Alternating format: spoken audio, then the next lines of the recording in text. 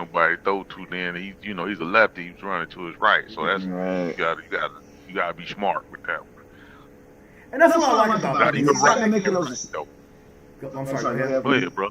That's what you like about Pence. Go ahead, bro. What I really like about him is that he doesn't make those bones. He's not going to go and force something. Usually, the two games that we had, especially the Carolina game, more than anything, the Carolina game, because he wasn't bad necessarily in the other ones. Okay.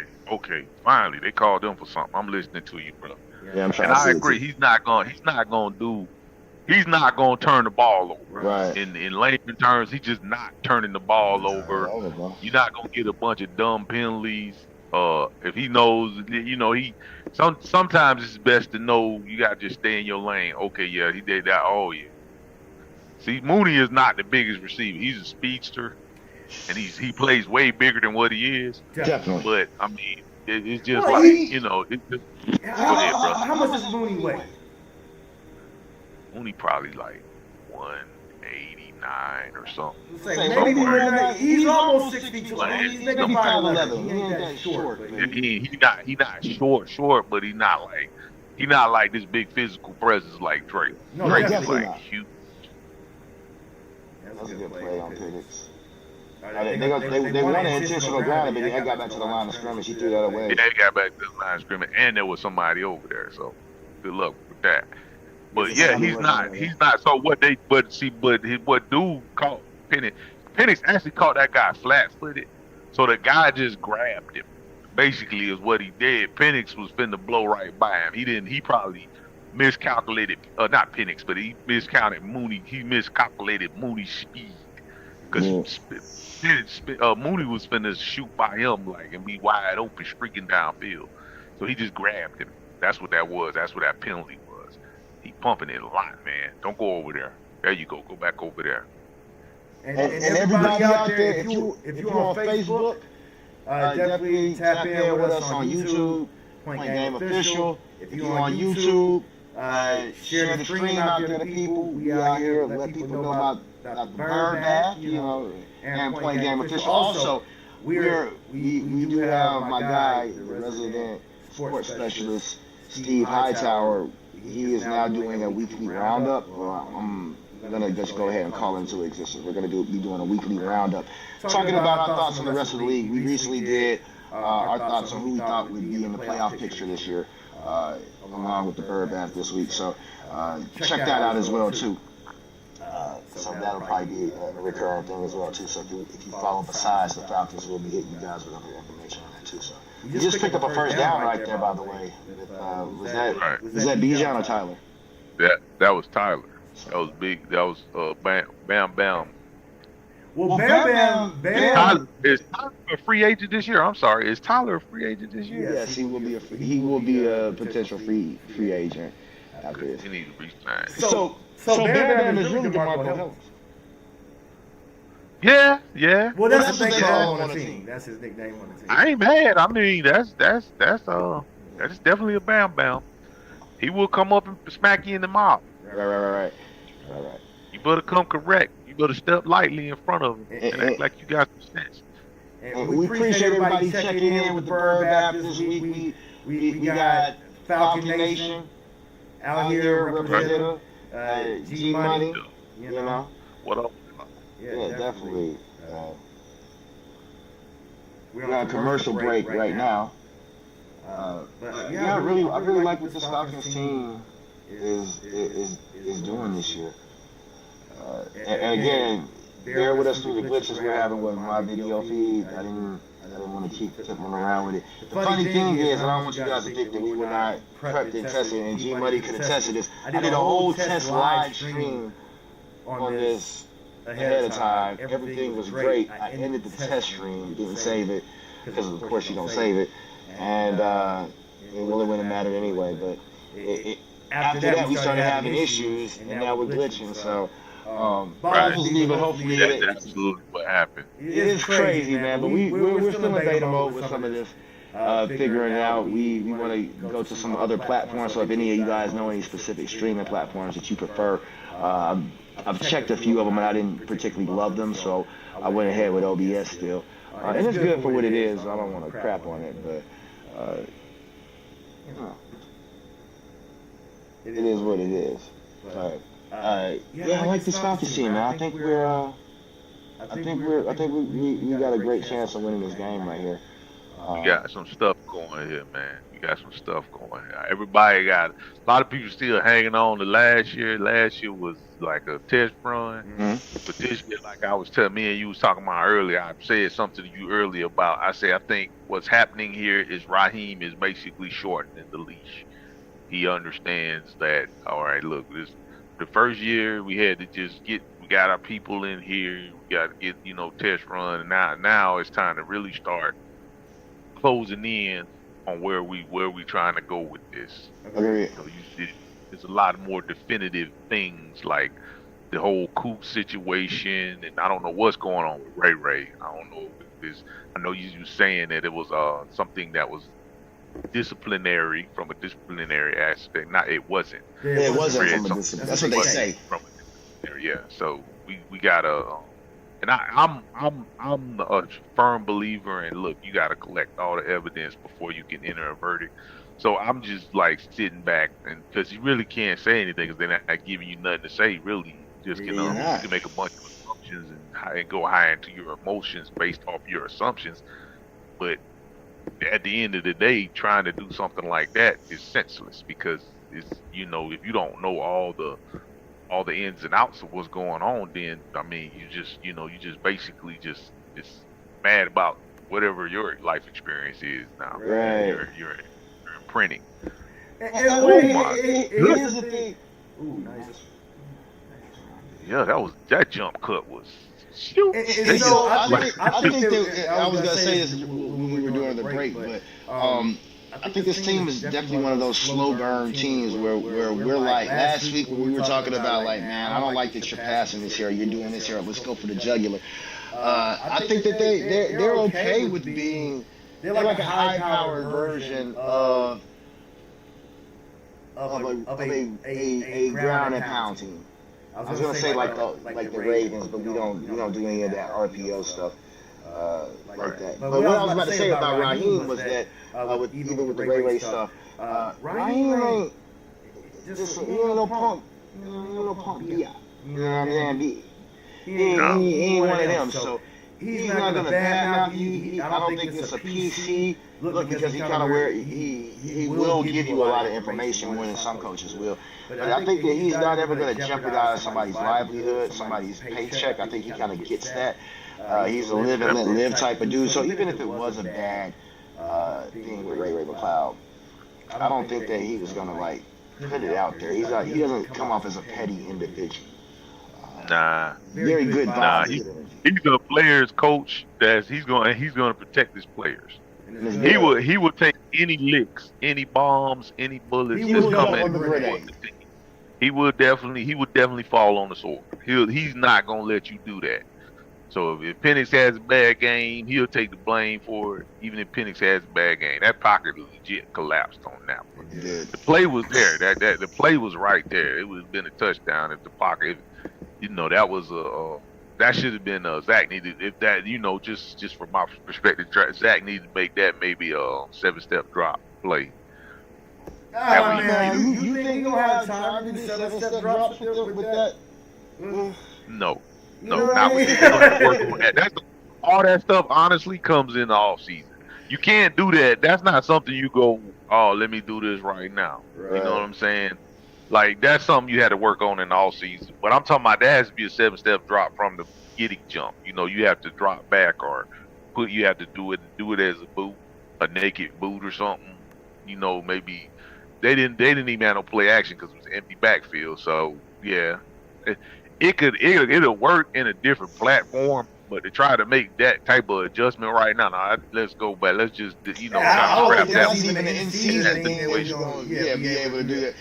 Let's scrap that one and just just take that one out of that red zone. That's not a red zone play. Just take that out of the red zone book because it's too slow development. It can't in the red zone. Nothing you can't have it where you sitting there holding the ball waiting for people to run their routes. You can't do that. It's got to be a bam type of play like a. Like that. Like I told you, that back shoulder fade that Pitts ran the other week. That thing was sweet. I'm like, hey, do that again. That was nasty. It was like he just, it was a tight end spill, but he did it as a back shoulder fade. And I said, I ain't never seen him ran like that before. Most times, tight ends are not that athletic to run a back shoulder fade in that small space like that. Right. Do you think that? Do you think that we need to sign Kyle Pitts in the offseason? I asked this to Steve Hightower on the show in the Keys to Victory. And, of course, his thoughts were it depends on what's out there in the draft. Because I don't think there's another tight end. That's okay. And I'm going to piggyback on a little bit of what he's saying. And it does. That would have been my first response is that it depends. Like, because it's guys that out there that are outperforming him. One of them is what's the guy that went? He went to Miami. I think he's playing for Chicago now or something. I can't remember. Oh no, he's playing for New England. Jonnu Smith. Jonnu Smith, yeah. Well, Jonnu Smith is playing for the Steelers right now, isn't he? I thought he was playing for the. Oh, you're right. You're right. No. So the funny thing is they talk a lot of smack about how Kyle Pitts didn't have a great season once we got Arthur Smith. Well, in his second season with Arthur Smith, and once we got Jonathan Smith. And if you go and look at what the Steelers did, because they have like 3 tight ends, he spread the ball around to all 3 of them. Like Arthur Smith likes to get multiple running backs involved. And Diablo's going to the locker room. Diablo got him. He's going in. So that's true. Okay. Who that is? Is that Jaden Perry? So that means. You mean Bertrand? No, Bertrand, not Barry. I'm Bertrand. Yeah, that's Bertrand. You always can tell him because he likes to wear that cap. That cut cap, yeah. They tried it right. Yeah, they tried him. He got a pitch. And so what I was about to say earlier, I forgot. I didn't get a chance to say it yet, but even though we have Kittle coming back this game, if they don't keep him in the block, which he is a really good blocker, they keep him in against really good pass rushing teams, often as a blocker, they're going to mess around and get the quarterback hurt. Now, I know they tried it because Diablo was gone, and they were like, okay, well, they don't have the same coverage guy back there, but I think we still have too much speed out there. I'm surprised they didn't put Woods out there, though. I like Joshua Woods. Yeah, that's what I thought that's what I kind of like too. I like Joshua Woods too, or Bertrand right now. But let's see what Bertrand. We actually have to give Bertrand a chance. I like Bertrand. I don't dislike Bertrand at all. I really like him. I do think he's a slight liability on some things, but I like him. I think he was. If you're gonna say he's a liability, in my opinion, it's gonna be at Jennings. Let's see who that was. That was he offered covering Jennings on the quick slant. I think the liability makes because he was out there doing a whole lot of thinking. So we got to give him his rookie season. That was last year, and then so this year the preseason they didn't. It was sketchy in the preseason. I mean, you can't really gauge nothing in the preseason because honestly, I think a lot of those guys were just trying to come out of the preseason healthy. So we just had to. Honestly, I'm just here to let's see what this man really got. But you can see the flow of their offense now that Diablo ain't in there. Right. The whole entire flow of their offense has changed. So totally changed. Right. You know what's weird, and I'm seeing this a little bit. They seem to do a strong side, weak side with this defense with Ulbrich. And that's not something that I think he used to do in New York because we just saw Evan Katie switch from one side to the other side, and I remember doing that as an outside linebacker. I was one of those guys that would be like, I would just tell the other side, hey, just. They finna pull Bertrand out of there. But go ahead, I'm listening, bro. Well, I just tell I didn't like for defenses. I mean, for offenses to be able to key in and try to get us off with the strong side, weak side. So I just tell the other guy to bump and do whatever.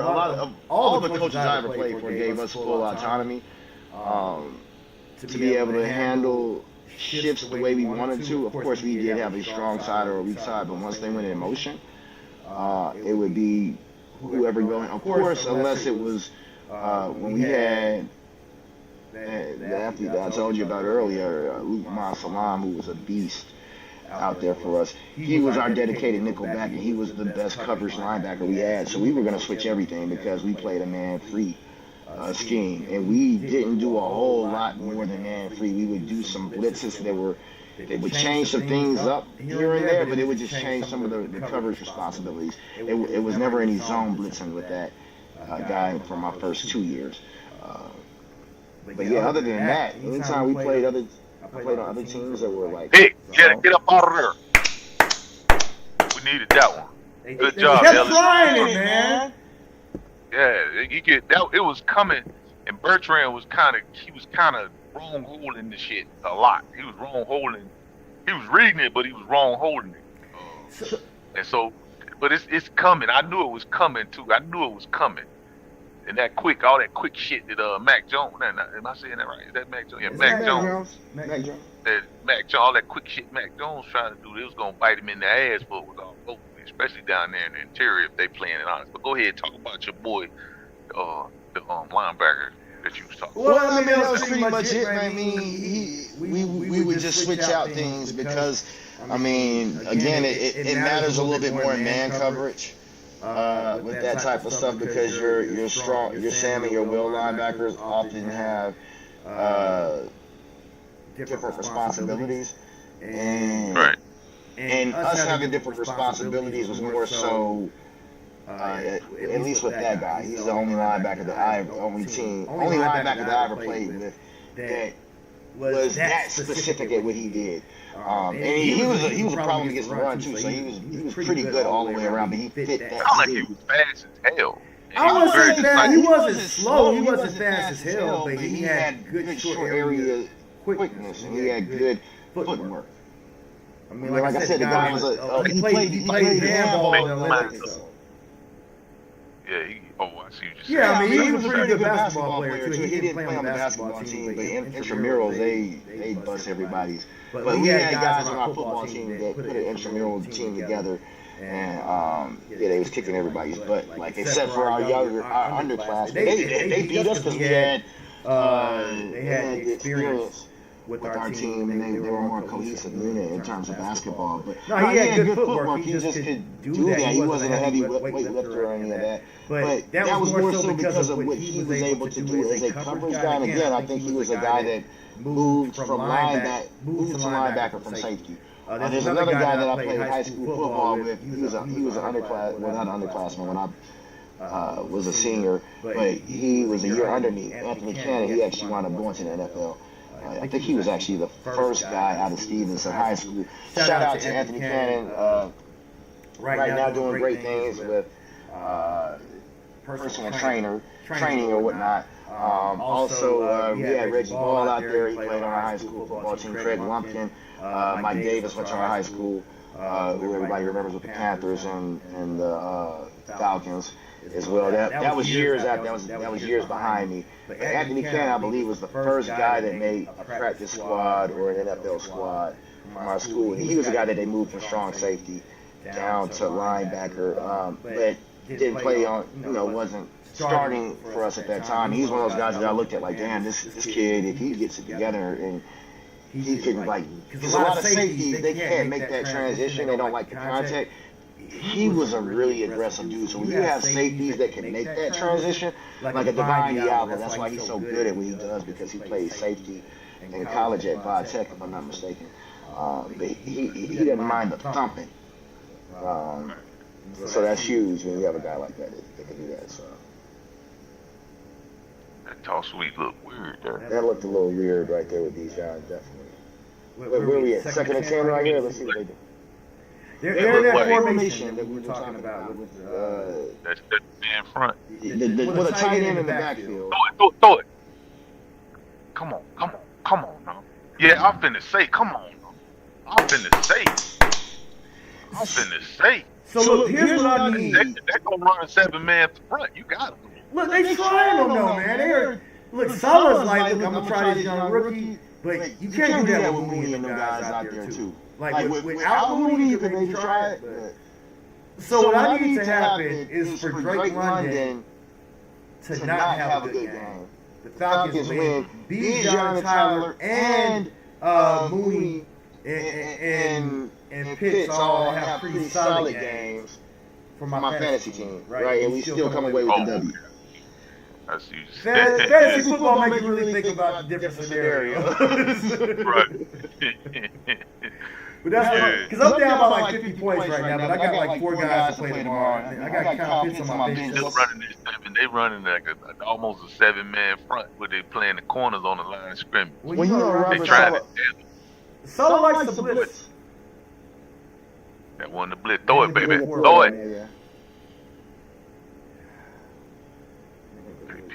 So this is one of those games. Those kind of kill shot. I think that field goals can win this game for us. I'll take that. I don't care how we win it. I don't care. By 1 point. You got some games that you can't win it with field goals, though. And I think we can beat this team with field goals. I mean, you gotta take each game. You gotta take the season as 17 1-week seasons, 17 1-game seasons, right? You gotta think long term, but you have to you gotta get a win each for this Falcons team especially, because we just gotta be happy to get into the playoffs any way we can. Run that. Yeah. Run. Ooh, man, that boy closed in quick on him. Yeah, they quick, but they are so good. This team right here is one of the few teams in the NFL that can get pressure with four. They are that good. Well, even without the Even without Bosa. Bosa. Warner. Even without, they still get there with four. Yeah, actually solid football team with four. They are. And there aren't too many teams that we were doing that in the fourth quarter last week against Buffalo. We were getting there with four. But this team is consistent. I'm talking about the whole game they can get there with four. And that's what makes them a problem. The problem that they are. So even right there, they shot a blitz and they get in there with four. So it makes it super hard, especially on a young guy like what we got, without Fred Warner and stuff like that. But that's one thing that Shanahan makes sure he does. He goes out and he finds guys that raise enough hell that can go 4-on-5 and win. And that's even if they don't get there, like you say, it's just the pressure. That was a nasty blitz right there. That was a nice little blitz. Well, Robert Saleh, that's who Ulbrich learned from. So. Right. This gonna be a chess match today. But I'm hoping that Mac Jones, if they can corral Mac Jones and Christian McCaffrey, he probably gonna get off. You're not gonna absolutely stop him from getting off. But so I think the whole Mac Jones scenario is what we gotta stop. So you can't afford for Christian McCaffrey to have a great running day on you. I don't want him to get off to the point where he beating us now. I mean, listen, I don't care how many yards he has in the passing game, as long as it's a lot of dink and duck stuff and we're able to close in. We're not letting him get a lot of run after catch yards. I think we're good because this Falcons team, this is one of those. This is a true bend but don't break defense for the most part. But it's a little bit better than that. But we are one of those teams that if we make you have to go the length of the field, we make you have to keep going on 10, 12 play drives, you're going to probably commit a turnover. Right. And so, I agree. And hence the reason why. And so it's like, right now, I think Brick is starting to figure out what Shanahan is doing, because it's looking easy. But this whole Bertrand Diablo thing, it's just a personnel issue right now. Once they get that settled, once the dust settles with that, we should be back, back on straight street. Shout out to our Facebook chat. We got Austin Jacob Crawford out here, Dexter Newton. Shout out to you guys. We appreciate you checking in. And shout out to the whole Falcons Nation, man. I appreciate all the love from all you guys out there, man. Y'all are one of the dopest groups that I've been in, man. We was talking about this earlier, about old boy who was on the personal attacks that come with this. And I know that that's part for the course with this day, so I'm preaching to the choir for anybody out there who's been a veteran and doing this for the longest. But sports get so intense, man, and there's a lot of gatekeeping in this community, and there's a lot of passion with all of it, and everything is because of that. So it really takes a lot to keep going with this, and everybody's doing a channel, so I appreciate everybody who taps in with what we're doing. And I appreciate all the people who we have the comments that we're able to talk to that kind of still tap in, like, oh, I see what you're saying, and kind of show some love as well too. So. Right. Everybody in the Falcons Nation Facebook group, y'all like and subscribe to the page, to the YouTube link in the group, because we got to pay some homage. This man really supports us a lot. That's big for us. Right, no doubt, man. No doubt. And that's what it's about, man. Oh, man, come on, McCaffrey. They cannot let McCaffrey keep doing that. Dang stuff, man. I'm telling you, I gotta see. I ain't trying to pick on Bertrand, but it's like I gotta see what he did. I'm watching them on these plays. There's nobody out there. And for me, if you're a linebacker and that's what you do, you wherever that running back go, you gotta go too. And that was the thing for me. Like, I wasn't necessarily ever the best coverage linebacker, but running backs were not a problem for me out of the back. If you gotta run that much space, I'll run with you. Most of the teams I ever played for, we were not giving people like 7-8 seconds to be able to like get downfield with a running back. So you have to put that guy out there in space, and even if you do, you're gonna have to really hope you can get that ball to him that quick. If you remove me from the box, you're gonna have to really get that ball out quick. Our guys are coming fast, and I could always be in a vicinity to be able to make a play, and I was a pretty good coverage guy as far as zone. Bertrand is, hey man, this dude is starting to get on my nerves now. You see how this stuff is looking totally different now. It is looking different. Let me see. Yeah, let me look at this replay. And so they're gonna pull. You wrong hold it. He did it. He keep doing that.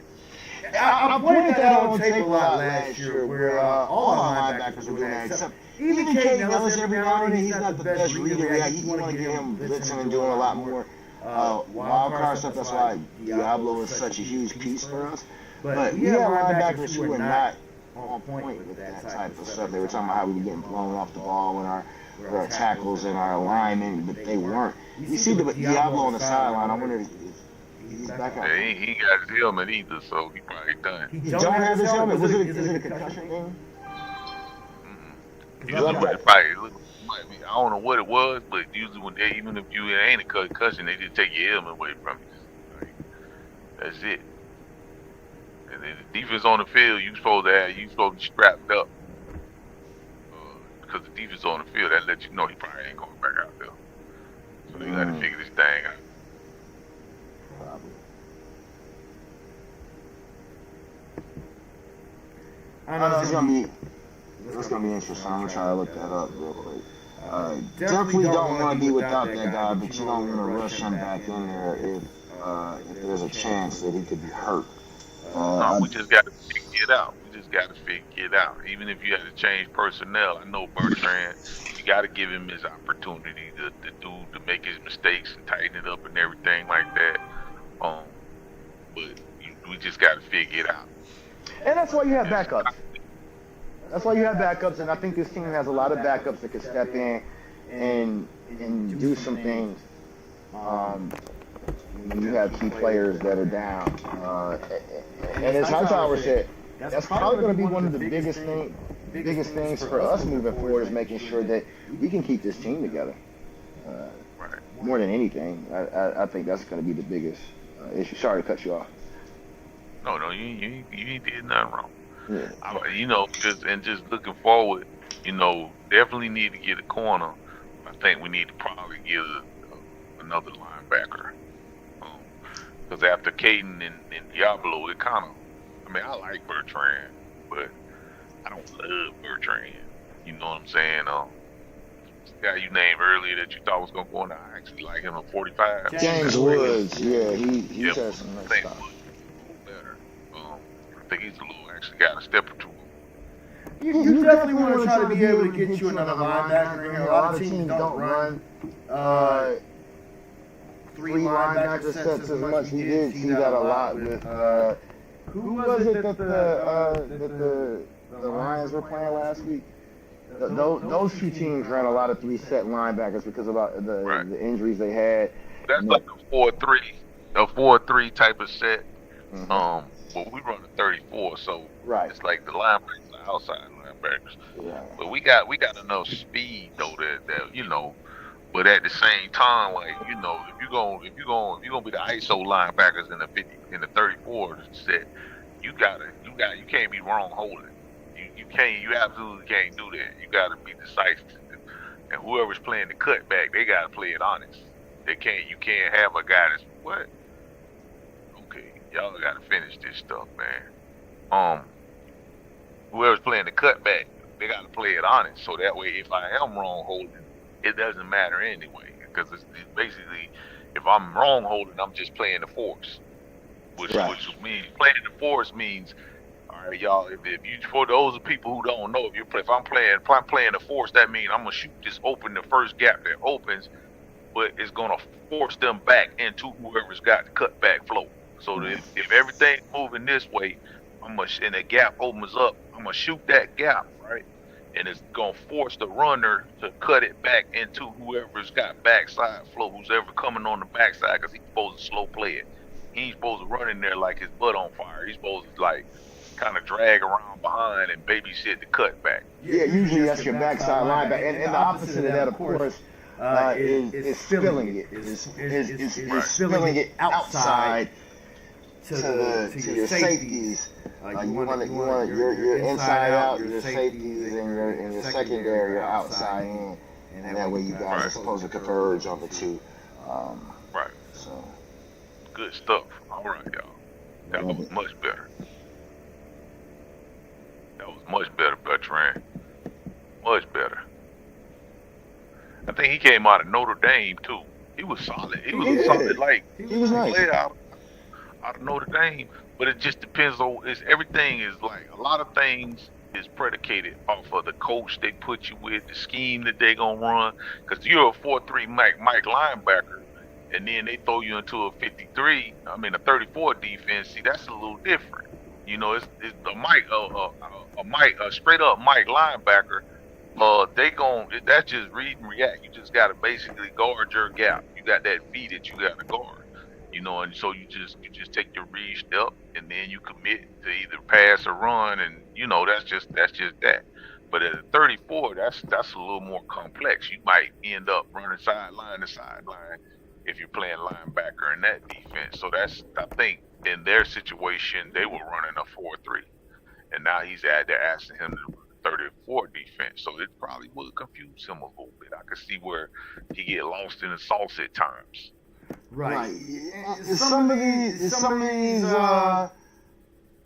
positions you can play them in multiple fronts or multiple defenses. Some players can play similar things in different defenses. Just like if you're a weak side linebacker or a will linebacker and a 4-3. You know, like for any women out there who love to tune into us watching with your boyfriend, that's the guy who's on the opposite side where they don't have the numbers where they're not prone to run or throw to. That guy can also play in a 3-4 where you have like you were saying, a 34 where you have the two. Good stuff. Great stuff. And that's one thing I really like about Leonard Floyd, who made that play right there. He's a much better off the edge, all around player than somebody like Matthew Judon. And he's just got more dog in him. Right. And he's fast. He's fast, because he got there. And he was out there with safety. He ain't no ussy, you know? No, he's no stick up.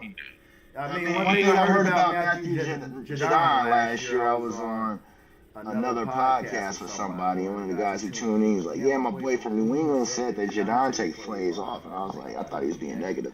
But when I looked at it, Judon did that. Yeah, and he went out like a sucker, too. He did go out like a sucker. Well, so dude was like hitting on people's girlfriends from the stands on the sideline while he's playing in the game. I know that's a thing that happens with athletes. I ain't hating. But, like, dude, get your head in the game, bro. Yeah. It's so many movies out here. It was right. I mean, you a ball player, man. You got act like you've been there before. Right.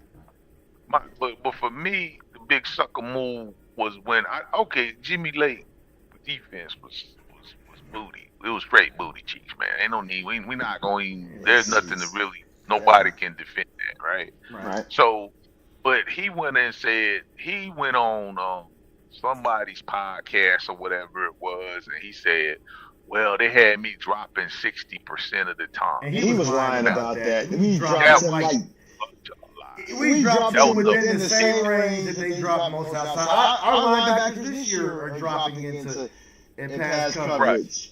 Black coverage. Right. And they don't trip about it.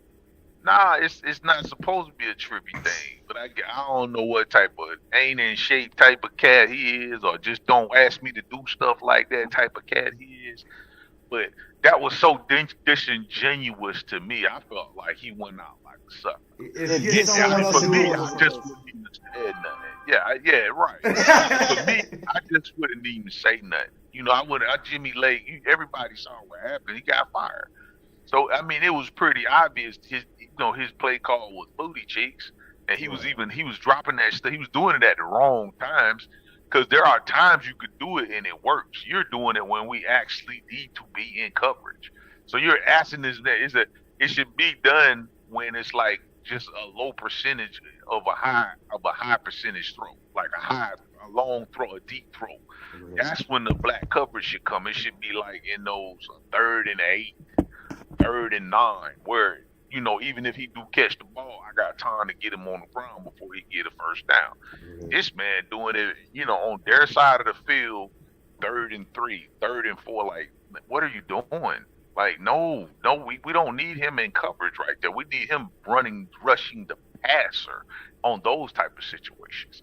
And it's just a kind of a trickeration thing where you can lull the quarterback to sleep and force him to, it's almost bait. It's like the play is designed to bait the quarterback. It's what it's designed to do, right?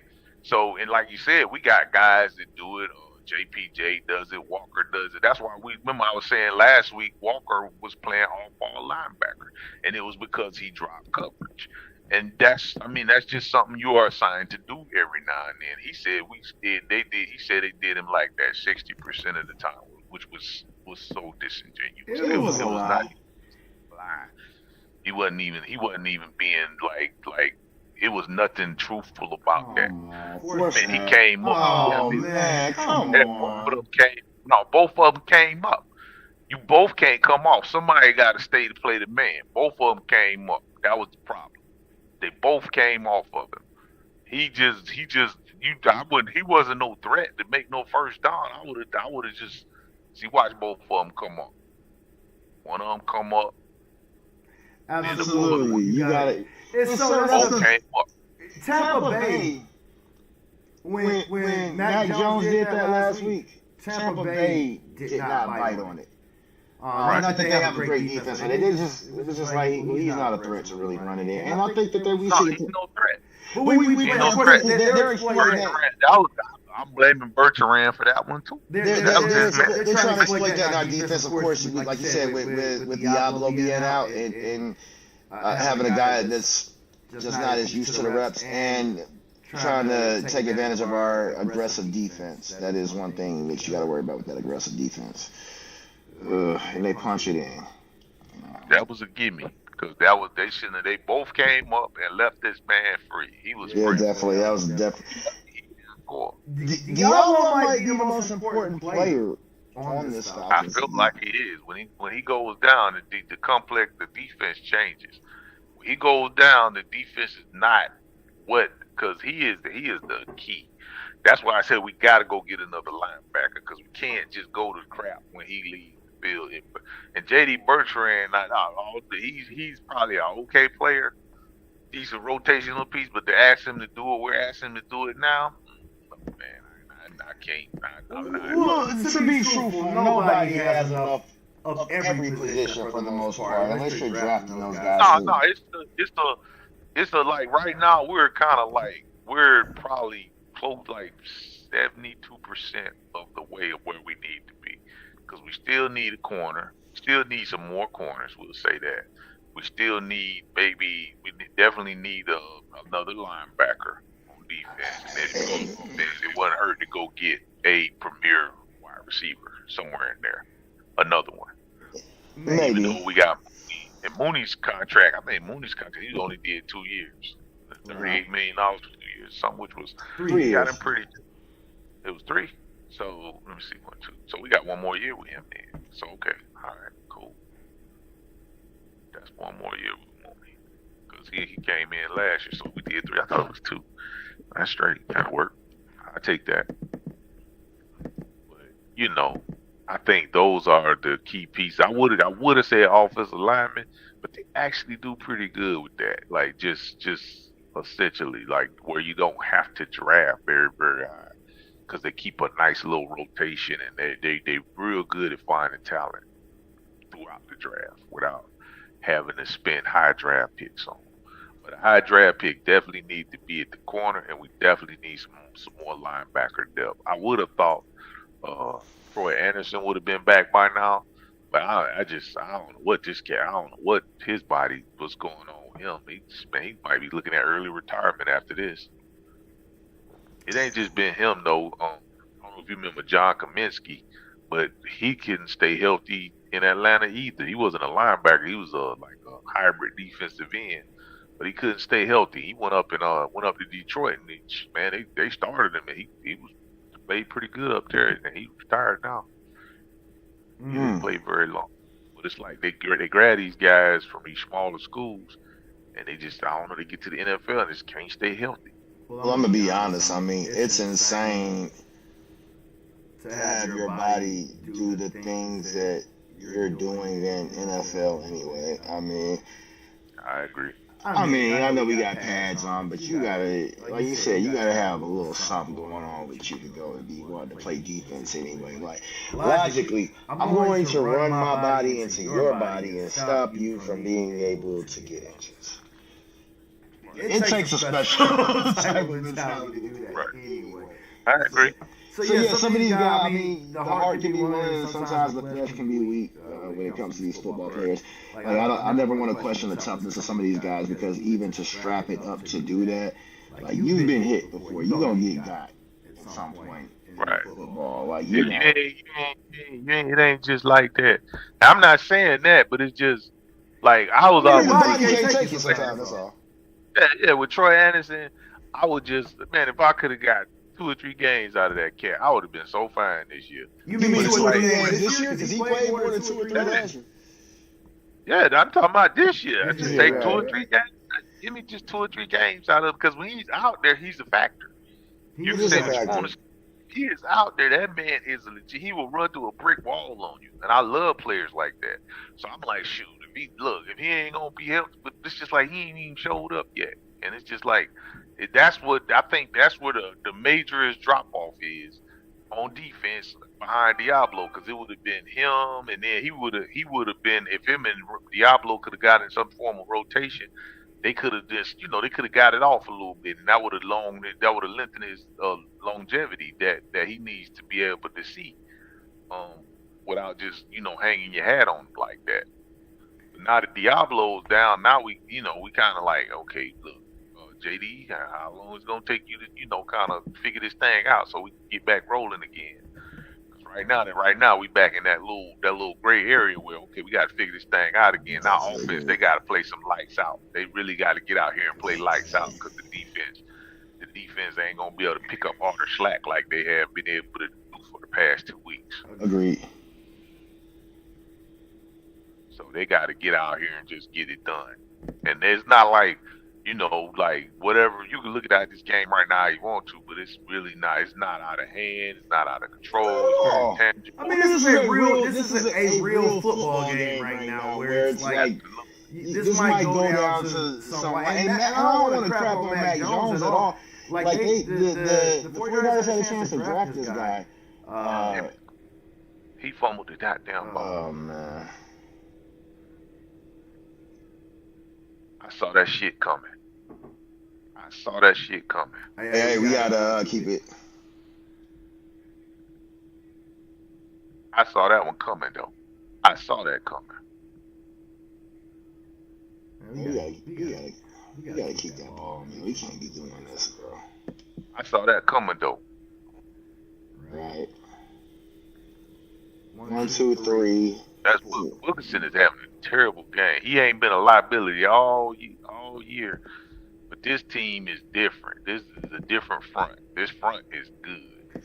Well, this is a good. Yeah, agreed. This is. It seems like we're getting away from the run a little bit. Mm-hmm. They did get away from the run. You don't want to worry. Yeah, you don't want to worry about getting behind the sticks when you got Bijan Robinson out there because you can still get that chunk yards. And they don't have guys that can really. Like, do not play to their strengths, man. Right. I agree. Did I text you the other morning asking you who was better between Purdy and Mac Jones? Yes, we talked about that. You did. Yeah, I told you why, right? I'm in another group where Tampa Bay fans were saying how it was a huge thing for Mac Jones. Like, Mac Jones is better than Brock Purdy. They were really talking up their win. But, I mean, hell, we're looking at this right now. I mean, Falcons better buckle down and make sure they, Right. We got to get this done. That turnover hurt. That's that gonna put us in hurts. a situation. But But oh well, wow, great play right there, Anya play, Mache. we got Anya great play. Mata. That's the type of stuff we got to do You right gotta there. do that type of stuff. And you know what? I was wrong. I I said said in in the the offseason offseason we we should should get get rid rid of of David David Onyemata Onyemata as a Yeah, captain. you were wrong. I didn't. I would have never. They got Well, rid of the right person. Well, I love so I said, great. listen, I didn't say it was either or. I said we should get rid of both. I didn't think it was going to happen, but I was like, get rid of both of Oh, he them. got his helmet back on. He put that helmet back on. I think that was Diablo. That That was Diablo. Look, I I hope that that maybe they shot him up with something. Did we get it? Woo! What was? Oh, what was that? That was a fumble, I think. It was like a fumble Good stop. slash hit like that. it was I don't know if we're gonna call it ineligible receiving. He just might have just guy was just in it. Let me see the guys. Lineman just made a heads up play, play, basically. Yeah. Lineman just made a heads up play. For For real. real. Oh, the ball will be brought back at the spot of the fumble, 4th down. Okay, so what's happening is Leonard Floyd is having a game. Floyd balling right now. We got that If that was defense. Diablo, I'm just like, phew. I hope he comes back out here. They probably gonna give Bergeron this one more series. Now Bergeron and nothing. I mean, I hope if they do good. Okay, they got some film on you, Bergeron. Go home and get better. That's Hey, all I but can you say. saw when they cut to Diablo, he had that look in his eyes like, nah, bro. He had that helmet on. You hear me? He had that helmet He had on. that That- look like, nah, I'm going back if you don't. That's why they take your helmet from you. Right. Come on, bruh. Thank you. I'm glad you said it. Hey, look, if you give me a choice, I'm like, nah, I was a pretty smart player, and I was playing D3 ball. I was like, look, man, like, should I play or should I not? What should I do? Because we had a trainer who was pretty good about certain things, but also was going to tell him, like, no, I don't feel that ain't right. Like if I know something ain't right, but if I can play, if I'm asking questions, I'm asking questions because, like, I know you might get, what do you feel like you can do? Well, I can do this. So this is, again, me talking to the trainer, because whenever I told the coach, they was going to, if the trainer cleared it, the coach going to put his in. You know what I mean? The trainer say no, then no. You know what I'm saying? So, I only had one time a coach ever questioned something. They ran the crap out of us after a loss one time. And I passed out from dehydration. And the coach, the defensive coordinator tried to play because he had a problem with me. He was one of those good old boys, if you dig what I'm saying. Right. Tried to question my IQ a little bit. He's got it on the field, but he didn't have it up here. And I was like, well, I'm going to be a team player and all that. But, all this stuff that probably don't even matter. I got nothing to do with your ability to do what you can do on the football. I know what you're saying. Well, you know, Demonization. He demonized. Like, yeah, I know what you're saying. Well, it's like I make stupid people feel stupid, but he was really good at what he did. I guess he was very much a. But the coach that came in after that was like, no, Simo, we need you out there on all this. So it's all about where you're. You know, this is why it's important to be a part of a. They say certain players are assistant players. And this same coach. He wasn't stupid. He knew I was the second best linebacker that he had out there. They redesigned the whole defense to get me on the field more. But we had a coach that put his hands on me one time, and I don't That's do great. he put his hands on me, and he should have got fired for that. But I was just kind of happy to be there, and I didn't really know what I didn't know, and so I didn't really go make it because I ain't no punk. You know what I'm saying? I don't snitch on people. And I had just been through normalized things. That coach eventually got fired as well too. Another one left or whatever. But yeah, I was one of those players that, like, if you could have given me a chance to play, I had to like take muscle relaxers one year. It was my sophomore year. I had to take muscle relaxers like 2 hours before the game because I was having these really terrible back spasms that would lock my stuff up and I couldn't move. Um, Right. if I didn't have without discomfort. Um, and I was like, hey man, like anything short of a cortisone shot, I was like, if I can do that to keep playing, I'm gonna do that. Like, uh, I didn't have that Ronnie Lott mentality. It was like cut my pinky off, like, and I'll go back. Right. Yeah, that's crazy. And, you know, he's like, hey man, Ronnie Lott, he's a great kid to his craft. I wouldn't do that in college, even if I was a D1 player. But if we're talking about millions in the NFL, I mean, hell, with today's game. Maybe if I was an 80s or 90s player. Well, $1 though, you know what I'm saying? Listen, in today's game, I don't think no players is doing that either. So those old school guys were just different.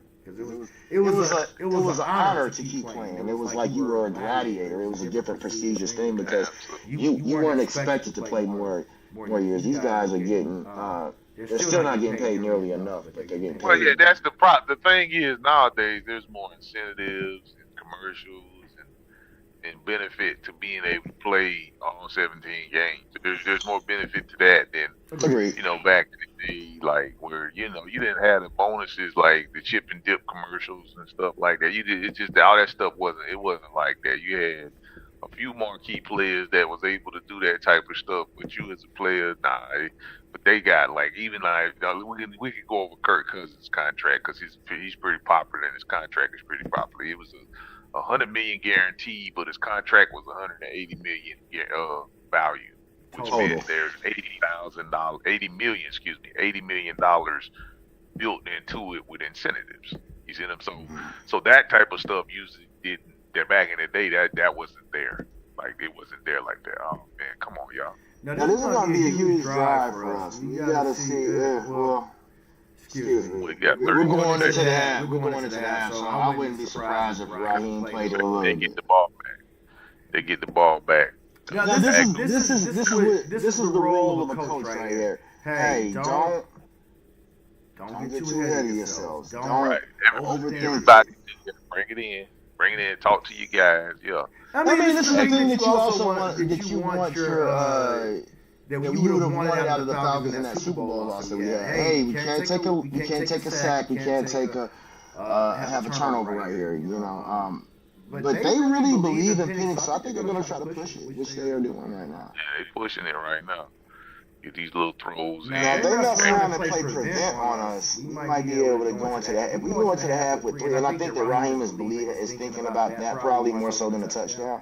I don't think that's where we're going. I don't think they're trying to get deep. I think they just want to be able to try to get 6 on the board. If they let Mooney run into that prevent, man, Mooney will take that thing to the house. I don't think Mooney's gonna get behind the prevent though. We'll see. Maybe. We'll see. I mean, Penix can outthrow it. There it is. And there it is. Oh my God, big play. We do have to timeout. So you got to call a timeout right here. Okay. I knew it. I mean, Penix, if they mess around, we might both be behind the rest of the stream. Like we are watching on internet. We've been missing Mooney a lot. Mooney is the stretch the field player. That dude ran right by Mooney. He is our stretch the field player. He on a typical team he would not be. He would be like he's not faster than Jamar Chase or I don't even want to say Jamar Chase, but like Justin Jefferson.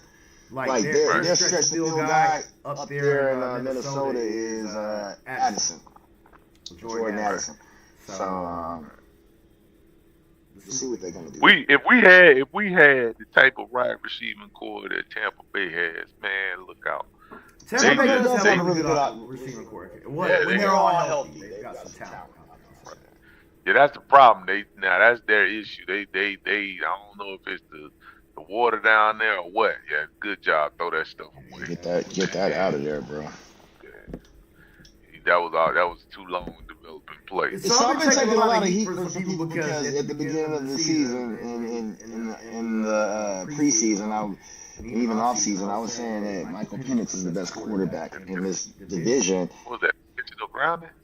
Come on, don't tell me you're gonna hit us with an intentional grounding.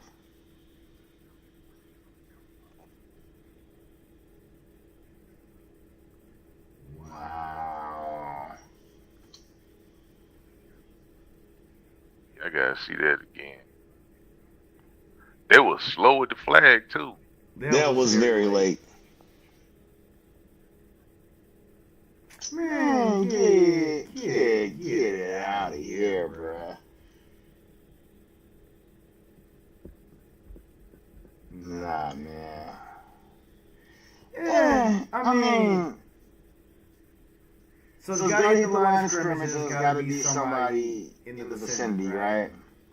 Let's see, they're gonna run it. But Penix be having time to get rid of the ball. He gotta learn. He gotta start understanding that, man. That getting rid of the ball thing. Yeah, he wasn't outside the tackle box. Yeah, He got that's on Penix right there. Well, he gotta didn't tell want to him take a sack either, though. No, he didn't want to take a sack. I got it, but he gotta understand. He gotta understand, man. If you don't watch the film on this here, you gotta understand what you up against. Well, I mean, He don't like to move them feet sometimes, and that's gonna be his Achilles. What did you wanted him to do? Right? He couldn't run to his left. No, he got flushed to the left. If he would have ran, if he took off running earlier, right? Okay. You see the pocket. So, okay, if you're a quarterback, you understand how fast the game moves. You're a ball player, right? I don't think he fully understands it yet. Right, that's what I'm saying. I blame that. Yeah, I blame that on some of his rookie hits. You're right. You did say he had to start learning X, Y, and Z. So I don't think he gotta pick up on that stuff. I think he would have to make a phenomenal play on that regardless. Even if he didn't make the play, if you understand, okay, you understand the speed of the game because you played the game. You understand everything's happening 100 miles an hour. Right. Okay, so when that ball is high and he had that time to set up and throw, once you see that it wasn't there, you got to move. You got to go. And Penix do not like to do that. You pay attention to how he plays. He does not like to do that. He like to stand in there to the last damn minute and deliver the ball, which is fine and dandy. Yeah. But there are gonna be situations where you cannot afford to do that. You have to move around. And I'm not saying you have to push it upfield. Just like scramble a little bit and open and develop some time. Let me give you Ben Roethlisberger was great with that. He would scramble around. He see it where he back up 1,001. He see it wasn't there, so he just either go left or right. He go wherever the flush is, just to develop that time to buy himself some additional time. So Penix don't like it. Just to be real, I don't even want you to put that energy out there because I mean, Ben Roethlisberger is, I think he's a borderline Hall of Famer. He had a lot of comeback victories off of him causing turnovers. He had to come back from a lot of his own mistakes. So I don't like that Ben Roethlisberger used to do that. That he would. Well, I ain't even talking about that aspect of his game. I'm talking about the flush. Like sometimes Russell Wilson, go Russell Wilson. Yeah, even that. Even if you get flushed, if you just get flushed out to get you flushed out to get taught, and just go throw it away. I ain't saying like sometimes you have to you move around, right, and everybody understands. Okay, my quarterback's under pressure, so he's moving around. If they're not open, you still outside the tackle box, throw it away. He didn't move outside the tackle box, he threw it away, touch the ground, a 10-second runoff. That's not his first time doing that. He done the same thing last week, right? So he got to see the thing he doesn't like to do. He's fast, but he does not like to move them feet sometimes. Sometimes he's fast enough. He's not that fast. He ran a 4.5. Okay, so we were talking about this earlier. You said I don't care all about that straight line speed. So that 4.5 that you're talking about is a straight line 40-yard dash. I don't think that Michael Penix has, and Bijan said that he was very explosive. I've not necessarily seen that from Penix where he has, where he hits his top speed very fast. It's not that incendiary. I ain't talking about fast like that. I'm talking about like he's quick enough to get outside the tackle box and scramble around and get you some little stuff. Is he though? Because I mean, like you remember the play where he took off a little bit, and I was like, damn, that guy closed on him quick. Like that guy was the huh? I don't need him to do nothing more than that. If that's all we're gonna get, that's enough in that instance. We had 10 seconds left. And I'll go back and look at it. And I'm slightly devil's advocate a little bit because it's already happened and we don't have the luxury of like looking at a replay of it right now. But I do kind of question whether he can, like, for you to say that this defense can still get after you with 4. If they can do that, they gotta have some edge guys that can run you down a little bit, or they have some guys in that middle level. So I agree. So I wonder, and I only wonder how are their edge guys without. And I feel like they did draft a guy in the. Am I tripping? Didn't they draft a defensive lineman or a drafted 2 of them. They drafted a guy from the interior lineman from Indiana. I forgot his name though. He Kenneth was Walker? good. No, Yeah. I was thinking about Michigan. No, they did get Mikael Walker, Michael Walker, whatever you say his name. Michael Walker, Georgia. yeah. Got him.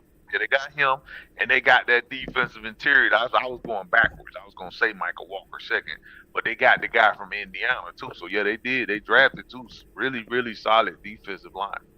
So, and I don't even know if they start. To be honest with you, Well, they one might now. I think Michael Walker. What is it? We're gonna pull that up. Michael Walker too. They drafted him from Jalen. I understand it was like that was a personnel draft because Jalen was better. It's Williams. Is it Michael Williams? No, it's Michael. Michael. I think it's Williams. We had Jalen was Walker, and the other one was Michael Williams. I think you're right. Michael Williams. You're right. Williams spelled with a Y. So his name was Williams. So anyway, they but no, I'm not. Here's what I am saying. Let me lay it out for you. Maybe I'm saying it wrong because it kind of irritates me to watch him like this. Well, you're not saying it wrong anyway, so I'm just kind of, I know. I understand. I'm glad you're challenging me on it. You know what I'm saying? But I'm gonna stick to this because I've seen it more than one time. I've seen him do that more than one time. He threw an intentional ground last week. He threw one this week. This week was worse than last week because he didn't even get out of it. And then he took a sack. He took a sack last week that he shouldn't have took because he does not like to move the feet. Every single one of the sacks that he takes, that's on him because you have to understand as a quarterback that there are gonna be times when, like that one sack was that 41 did. Now that wasn't on him. That was on Wilkerson. That was on straight up on Wilkerson. But he took a sack last week that he shouldn't have took. All he had to do was move his feet. Sometimes you're gonna have to move you're gonna either have to slide the pocket, you're gonna have to either roll the pocket, or you just gonna have to roll out. You just gonna have to roll out to even. And if you can roll out and keep your eyes downfield, that's cool too. But these are just things that you have to do as a quarterback when you get a really, really good front like this one has. Now you can't do that against our front because they're too damn fast. You got to stand. You got to stand in that pocket like a grown man. But in this instance, these guys, they're big, they're quick, but they're not fast. So he could have just rolled out to his right because that's where he got flush. Right? He could have just rolled out to that right real quick. Like when he saw that thing, you drop back and you see it ain't there. And you could kind of see everything because you're playing safety at quarterback. A lot of people ain't never played quarterback before, so they don't realize you actually do see everything. Only thing you can't see is probably your backside. So if I'm a right-handed quarterback, I can't see this side. So that's why they pay that dang tackle over there all that money because he got to guard your blind side, right? So if I can't see that blind side, he flipped his head back over his shoulder when he was rolling out on one play, the other play. So if I'm like that and I'm down there in the red zone, I'm gonna just move around. I'm gonna just move a little bit. I'm gonna probably slide this way a little bit. I can still keep my eyes downfield, or I could just run toward the sideline. Worst case scenario, if I know I can't get out of bounds, throw the ball away. That's just like But if you're gonna be a statue like a Matt Ryan, Peyton Manning or somebody like that. Those guys are statues. But even them, they did the coach design bootlegs for them and stuff like that, play action bootlegs and stuff like that. This is just things that you got to be able to do in the red zone to especially when you got some of these slow developing plays. Now, is he gonna do that? I don't know. Now I don't know if he's gonna do it this year, but he gonna have to start doing it. And it's right there on the film. You can see where there's a need for it to happen. So, And I use Ben Roethlisberger, but not for as far as Ben Roethlisberger's decision making process. Like you said, he would have to dig himself out of holes sometime. But if you look at Aaron Rodgers or like you go back to his heyday, I ain't talking about the Aaron Rodgers nowadays, or Russell Wilson in his heyday, those are things those guys did very, very great. As a Right. matter of fact, Pete Carell hated Russell Wilson because he used to go off script so much.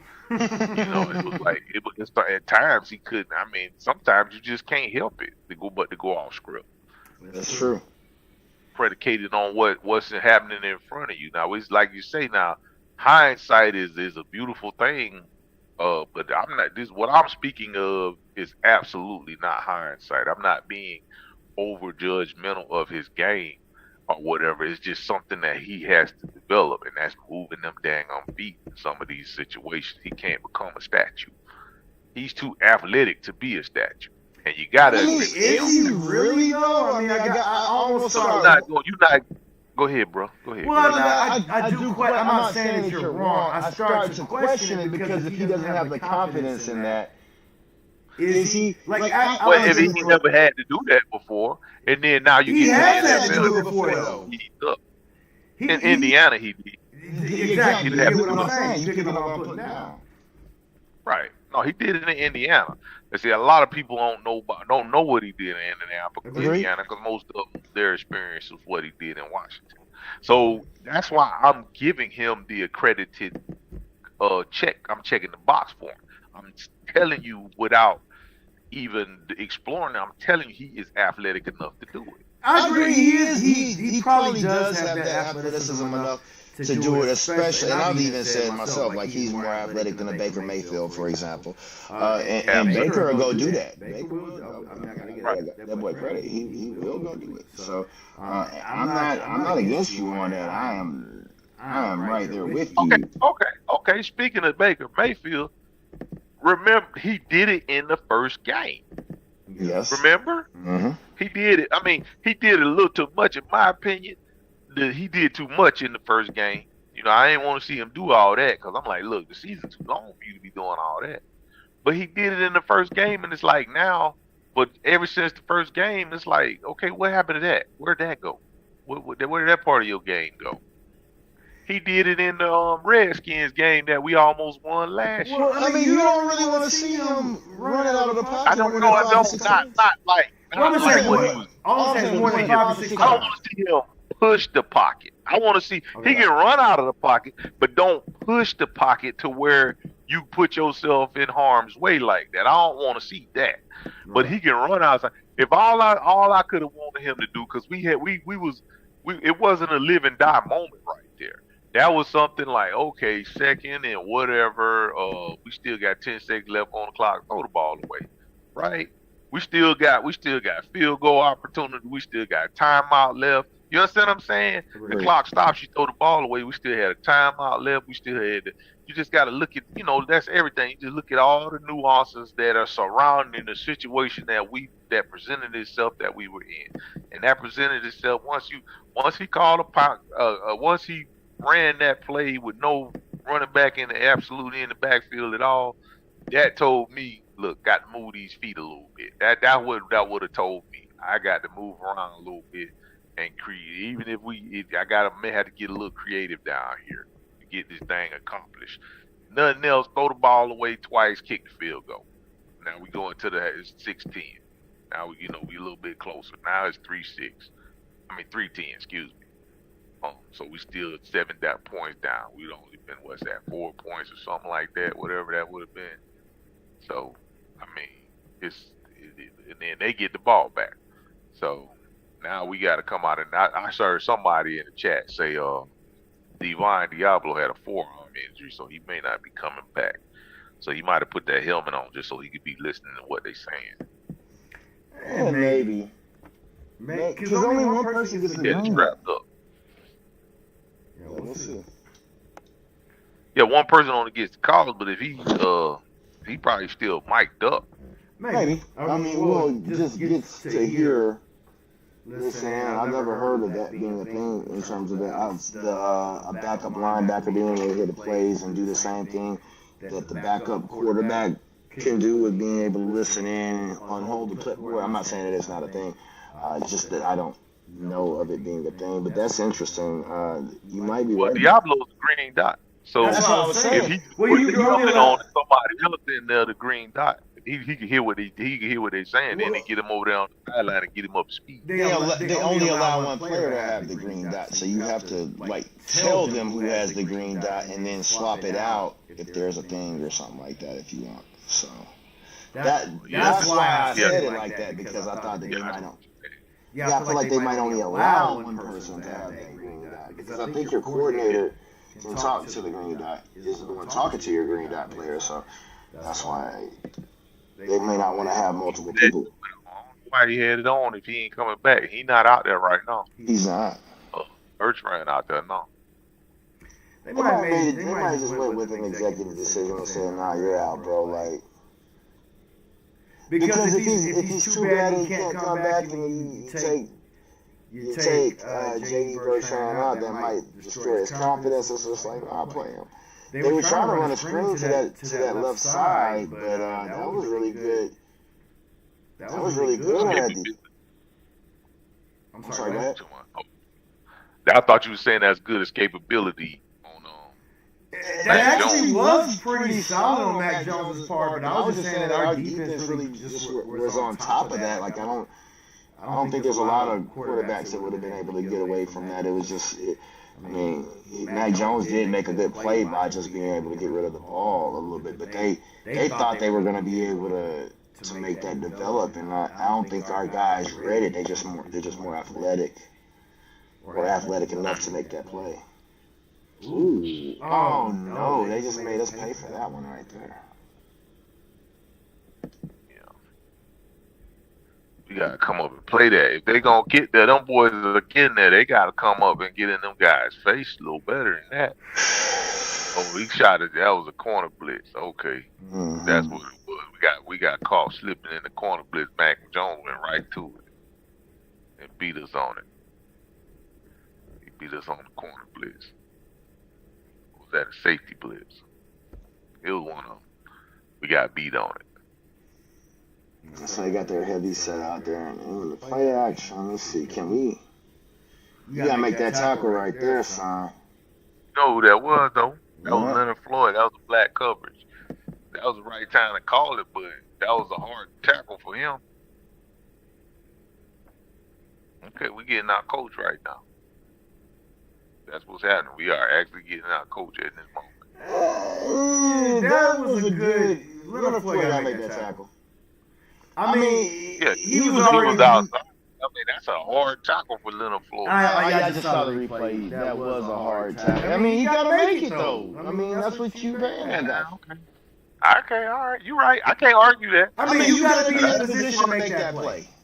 You're right. I can't argue that. Like he's doing it, so they went through it. I don't think. I mean, maybe Leonard Floyd just isn't athletic enough compared to that guy at this point in his career to make that, but. Even if you don't make the tackle, when I say you make that play, I don't mean you make the tackle. You have to slow him up enough for somebody else to make the tackle, or you have to use the sideline, force him out of bounds. He can't go running for. Well, usually when they run that defense, that's a zone type of defense, so it's not like there's an absolution of running with the man. So the fact that he was there was good, but it's just like that's a hard tackle for him because this a little man in space. He a big dude. You can't let him juke you. The problem is you can't let him juke you out for another 10 yards or 7 or 8 yards. You have to. You gotta make it. You don't have to make the tackle. I say he has to make that tackle. He doesn't have to make that tackle. He has to make a play right there. Which again, that play sometimes can be making it where it's hard for that guy to get anywhere, so he just winds up going out of bounds for like 2 yards or something. I just realized, the Hennessy is their center. Oh my goodness, we got to really. Matt Hennessy. Matt Hennessy is their center. I didn't know that. Yeah. Shanahan is a dang Atlanta center jacker. I tell you, he keep him one. Whoever leads Atlanta from center, he gonna get him one. See, I can't believe Jesse Bates missed that tackle. Yeah, he didn't outright miss it. He just he slowed him down. He got juked out. He did kind of get seasoned. But this kid is Christian McCaffrey too now. Good stuff. We all get paid. We needed that. Yeah, he got It's Christian McCaffrey. I mean, what you supposed? What I mean, ain't like Christian McCaffrey got a lot of bodies laid up behind him. He's aging too, though. Just like Bates. Listen, Bates is. But he didn't play last year, so he got fresh legs. Shoot. And he missed some of this year, didn't he? I would like to see Bates make that tackle. I'm not saying what you're saying. Yeah, Christian McCaffrey is one of those guys, but if I'm Jesse Bates, I'm out there thinking I'm one of those guys. All right, y'all. We tighten up. Yeah, good. That's a good tackle right there. Without, I ain't minding them up front. They playing good though, man. Like, I mean, at the end of the day, it throws a wrench in your stuff to have a Divine Diablo out there. You can't call the plays the same way. It's hurting right now. It's hurting us right now. Yeah, we gotta get back into the run. Now it's time to get back to the run, like for real. Agreed. You definitely don't want to be out here. They can't get past Happy at this point in time. They didn't get it. Ooh, wow. We didn't get it. Good job, Mike Hughes. That was I think close. that Jennings will toss your butt up, though, man. That was very close. But he wouldn't have got it anyway. He wouldn't even if he caught it, he wouldn't have got it. It becomes a do they go for it on fourth down type of thing. Right. In that scenario specifically. I wouldn't have went for it. I would have kicked the field goal with the lead already. Make it a two-possession game. That's me. With Shanahan, he might do something else. He ain't stupid. I mean, I'd go up with the 3. It's still you still got a chance to come back and score on it. I mean, it's still a close game. If we score, it's still like it only put them in 3 points. Yeah, we need to score because we hadn't scored yet. We need to score, put together a scoring drive, and then that puts the pressure back on them. But we need to really score right here, and then we need to play some solid special teams. Special teams need to wake up. And so, just defense tonight. Defense ain't bailing us out of it. I don't think defense bailing us out of this one tonight. I feel like we're passing too much, man. Like we've thrown the ball 19 times right now, and we've only run it 9 times. Only 8 times with our running backs. Penix has 2 rushes in there, so we've run the ball for a grand total of 10 times. You can see it on the sideline. Bijan looks frustrated for Bijan, right? He doesn't look like he's happy with some of the calls. At this point, I would have wanted to see Bijan with more rushing attempts. I would not. We cannot get into this point of into this place of trying to trade passes with them. I mean, I think Penix can do it, but you only do that they're really forcing. Like I would like to see more of these runs not do something. Because if you win this game where Bijan has 15 or less rushing attempts and you haven't run the ball 20, 25 times, at least, we're probably going to lose. That's probably a loss right there. If they do that. Because this team is not necessarily built to be able to pass. We're built to run the ball. Even with Kirk. Kirk was just more of a savvier vet. Didn't have the same physical tools. I don't think I would necessarily say he's a better quarterback, and that's kind of why I said what I said about Michael Penix being better than Baker Mayfield, because he has the talent, he has the tools to do it. Experience is huge for a quarterback. And that can make you better. So, and Baker's kind of showing that a little bit right now. He's definitely having a better season. But, you know, if you having a guy who kind of go out there and do those things is huge. But you don't want to like put too much on him because you know they're people. They can get in their own head. So. Agreed. It looks like McCaffrey got a stinger out there, right? I see him over there getting that neck work. That neck massage, yeah. Listen, he's not just good shit, boy.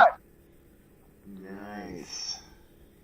Yeah, he got pissed off after he dropped that ball last time they kicked it to him. We gonna pull back Bring to it the out. score. Was that 50? He said that's what we've been missing. I tell you, special teams. If we gonna get out of this one, special teams got to play some damn good football. You hear me? Agreed. That's the only thing we getting out of this one. Special teams got to play football. And we got to get back to the run. No. We also need for our. We need our offense to go ahead and show up and put some points on that board, though. They cannot. Right. They got to get, but they got plenty of time. So let's get this ball running, and we get things done with the run. I mean, the boy ran an 80-yard touchdown last week, so let's get this run game going. Great. And it's got to be sideline to sideline. There you go. Get out there. See, this is what we need to be doing. That's why you got to keep running the ball with Bijan. You got to run the ball. Right. And the big boys, they got 4 bigs down in there that really have, they do their thing. This team reminds me of Tampa. Tampa is sharp. They got some really sharp teeth up there in the front. But what we didn't do to them is make them run sideline to sideline. I'm telling you, I done played both ways. I done played with the biggest, nastiest defensive line. I done played with little fast guys. And them big jokers, they not like all that sideline to sideline crap. And that's where you tear their butt. You tear their butt making them run. Make them run. Put a saddle on them and make them run sideline to sideline. They'll be screaming and tapping them helmets and drinking all the Gatorade. You won't have no, they be looking for Gatorade on the sideline. All the coolers empty. Well, I will say that they are early on when they were stacking the lineup against us. You were like, they're gonna make them pay with that. I don't think it's quite. I think they kind of adapted a little bit to it, especially with Divine Diablo. Football's a game of inches. Yes, it is. A few yards here and there on both sides kind of makes a huge difference. Get out there. Good job, Taylor. There we go. They got to get out there. You got your hardest running when you running a stretch play, a toss sweep, anything like that. When you running stuff like that, your hardest running should be to get to the edge. Once you get to the edge, you can slow play it a little bit, wait for things to open up if you want to, right? But your hardest run should be to get out there. Because you got to beat everybody. You want to beat everybody out there. Then you can pick and choose how you want to square your pass and where you want to push up at. But you got to get out there. Good stuff. Get on up there. Get upfield. Nice play pitch. I will take that. I knew that. I saw that when Kyle Pitts went into motion. He go into motion. Boom. That's the mismatch. Boom. Ran a rub route a little bit. They're scared of they're scared of Bijan than anybody out there. You already know that. They're scared of Bijan. Yeah, that's a different level of scared though. Cause that dude, Pitts didn't even touch that dude, and dude turned all the way around, thinking it was finna be a rub route. Get out there, run it. There you go, good stuff, Bijan. All right, Zach is in his bag right now. I'm giving him his props. He's in his bag, and see, that's a lot of things. What you got to do? He's doing a good job. I don't want to go overboard with the props. I'm saying he's doing the simple stuff. And sometimes the simple stuff is what you got to do. Agreed. Simple stuff is what allows you to sleep. And if you notice what he's doing, while I'm saying he's in his bag, everything is on he's getting everything on the outside. He got away from You're right. Listen, we're on the 10-yard line. I can't even like disagree with that. We go ahead and punch a touchdown in here right now. It's a different game. Even if you go ahead and quick hitter stuff, that's touchdown. Right. I'm telling you, it was the simple stuff. Dude went in his bag, and it's simple stuff because we got athletes. You're 100% right. You are 100% right. It is interesting because we're watching it. This like you said, hindsight is almost like a superhero power. Right. You're looking at this, and Zach is like, listen, I've seen these guys doing their practice against this defense, which is really good. I've seen these guys. I know the talent that they have out there. I know what they can do. I just want to see them do it. And you have to keep doing it and let them succeed doing it in order to make it. So you gotta live by what you do and die by what you do. So.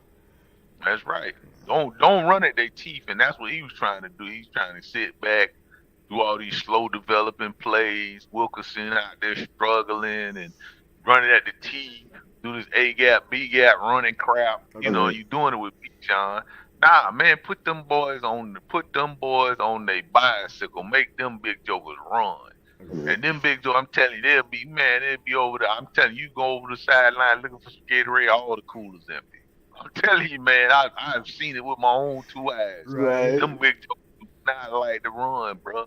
And that's what one thing. Look how fast we just scored. And that was such simple stuff. We didn't push the ball not one time. Everything was just get the ball in your playmaker's hand, let him make a play. The most difficult thing that he did was to throw the ball to a pitch into the soft zone. All he had to do was wait for pitch to clear the corner. The corner was in a cover too, so he squat. Pitch ran right by him. As soon as he got by him, he threw it right in that soft zone. The safety was sitting over top of the safety tackle. That was the hardest throw he had to make. What's wrong with that? And everything was boom, boom, boom, boom. That's all you got to do. Because I'm telling you, the defense, they can hold them a little bit with these threes and stuff like that, but they're not gonna bail you out tonight. Like if they do, it'll be off of a turnover. So it's gonna be special teams. And the offense got to do this, what they doing. They got to run the ball and do the stuff, do the easy stuff, do the simple stuff. Just do the simple stuff, the fundamentally sound stuff. And we win. We get out of this game. Right now, we only 3 points down. If we can get a turnover, and we can, because I feel like Mac Jones is going to panic in here somewhere. There's going to be some panic. He going to panic. We get a turnover, or we just outright just get to him. They came out with a sack. What's wrong with another one? So, just the simple stuff, man. Just the simple stuff. And they're going to have to change up. Brick going to have to change up his defense a little bit if he going to leave J.D. Bertrand in there. They're going to have to play more of a read and react defense.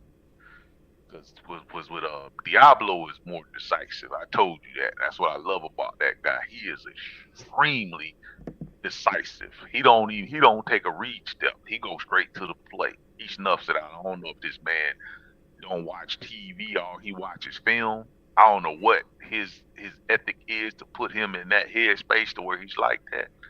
But I'm pretty sure he watches. He don't probably watch nothing but film just because of the way he reacts after the ball is snapped. It's like he know the play. So, and Bertrand is still learning. So. Yeah, Diablo's a few years in. Well, speed kills, man. Like I talked about this previously, and like Fred Warner is a guy that if he's wrong, he's right. Ooh, snap! Ooh, try to take his head off. That's crazy. We had simpatico on our. We're in simpatico on our streams. Like we are. Right.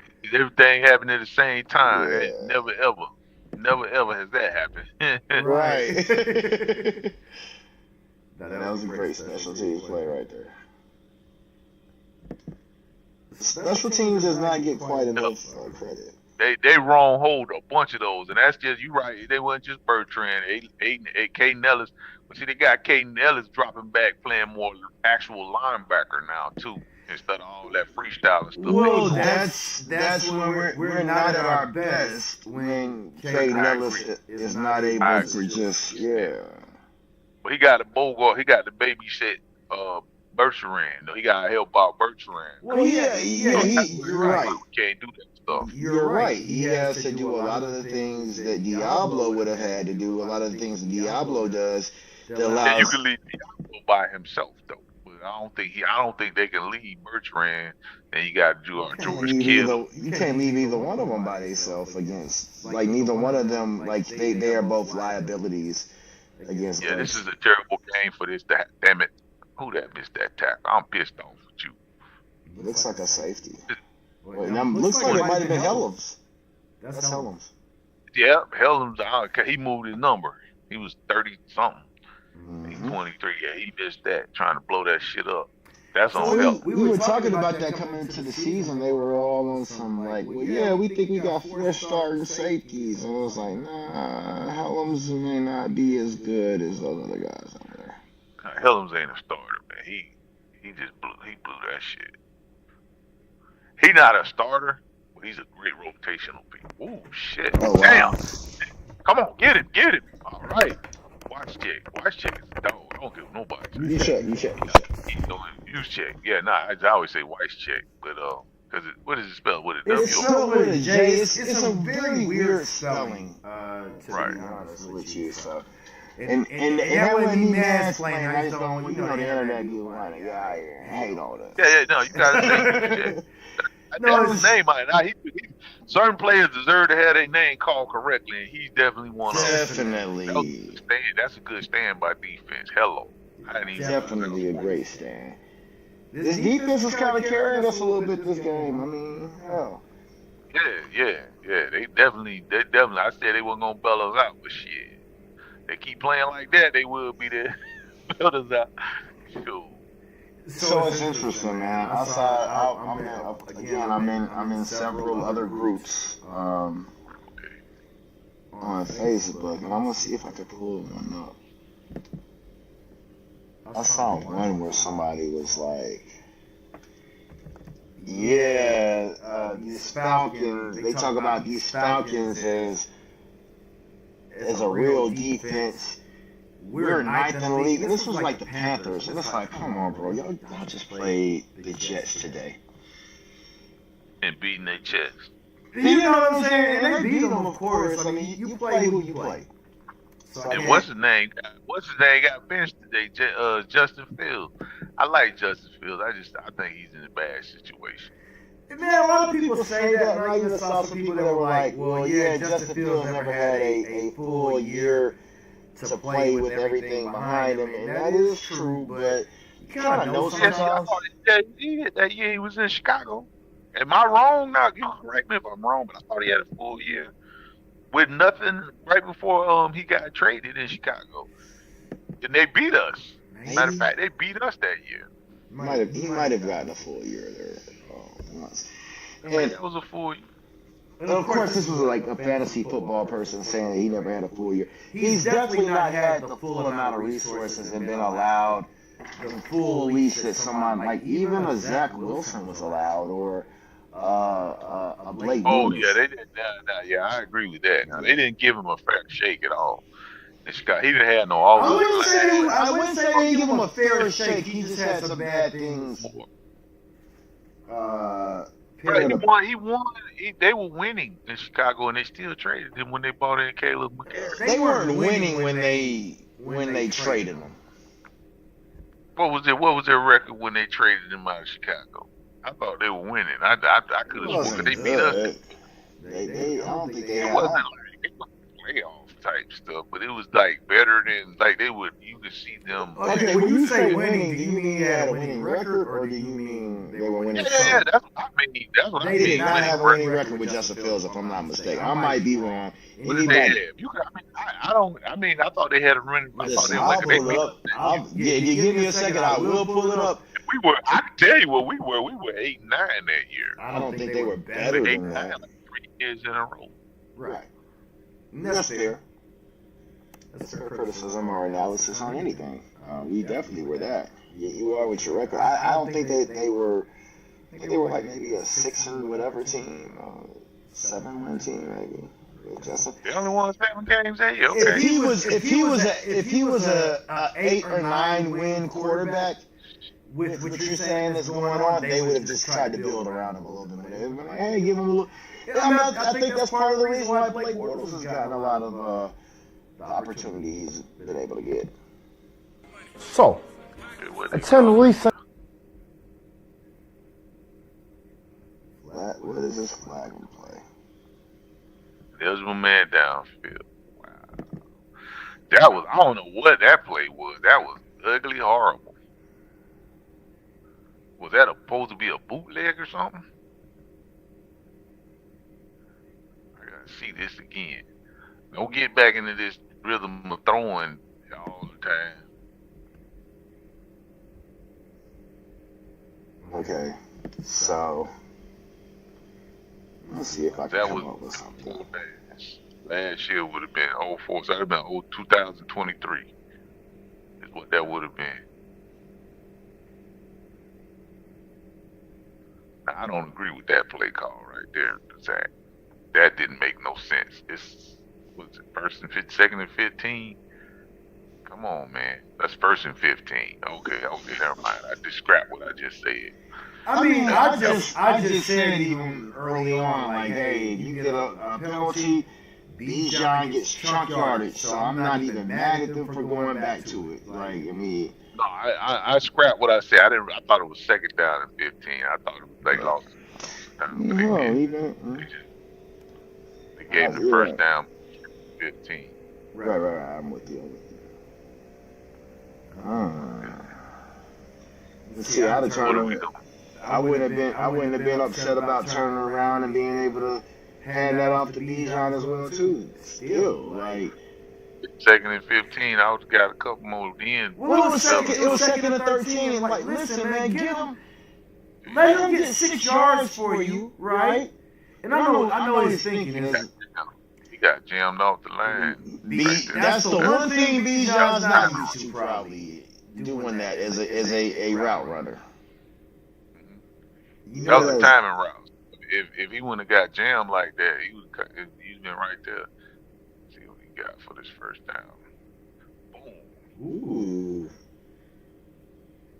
Let's see. You gotta call it. Casey Washington, that was a huge play right there. Oh, he caught that. He caught that. So that's one of those plays that it has to be inconclusive. Like if you. Oh no, he caught that. Yeah, if you didn't call it a catch, you have to turn. You have to find evidence to turn. It didn't move. It don't matter. It's that ball don't type of plays that Penix has to make sometimes. And a lot of people were upset with Casey Washington because he had like a few drops last week. That was a huge play for him right there. If he continues to do that, you might be able to like let me. They are not blocking on these damn screens, man. This is getting on my nerves. They need to stop running those damn screens as much. I'll take that too, but if you're gonna run those things, he threw that at the ground, and they not blocking. They not blocking though. Like if you're gonna run a screen, it's gotta be where one person gets a chance to make a tackle. Y'all man jumping in his lap. He's not having time to get out there. Get out of that playbook, Zach. So I'm putting some up on the screen right now, where a dude is saying, "Nice plays, Drake." I'm looking at the screen. Good stuff, Drake. So the dude says, "Remember when the Bucs?" This is one of the Bucs fans that loves to troll me religiously in another group. Says, remember when the Bucs beat the 49ers? They were considered an injured bad team by Falcons fans. Just a little reminder. They were an injured bad team. They're healthier than they were then. Kettles came back. Kettles is a Hall of Fame. What are you talking about? Kettles came back and like just because when a team injured, they the first part of that injury is rough, but then after about 2 or 3 weeks or so, that goes away because the player starts to get up to speed. It's just like you get that learning curve for a minute, and then after that goes away.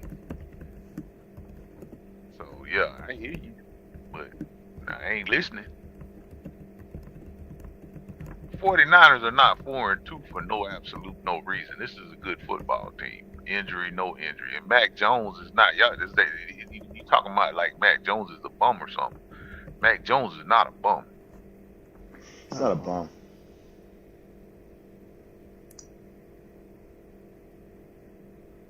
Good shit, boy. Good shit, boy. Get rid of that damn football.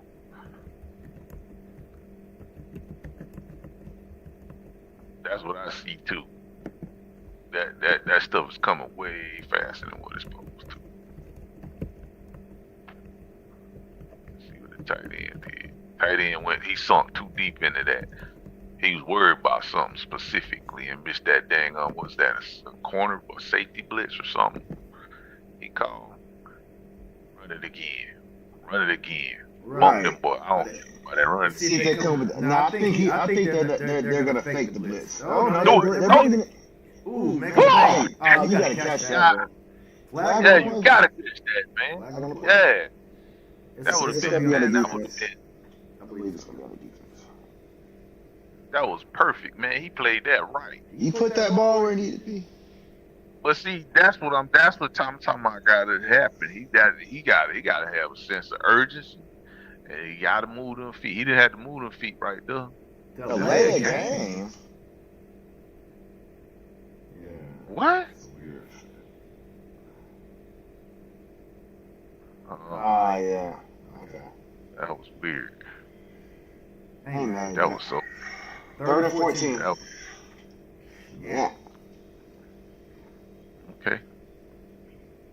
This big arm Penny. Penny's got a big arm. That was a little bit of a weak call, though. I mean, it was, but I've seen Mahomes do that too, and other players, and they don't call it. Like, that was very close. Yeah, they hit the ground.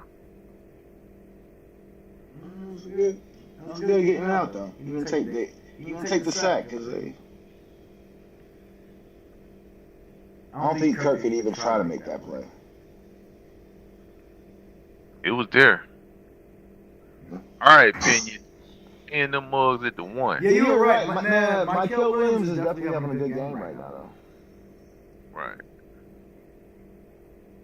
Oh man, that front, man, that's a good front, man. That's a solid front.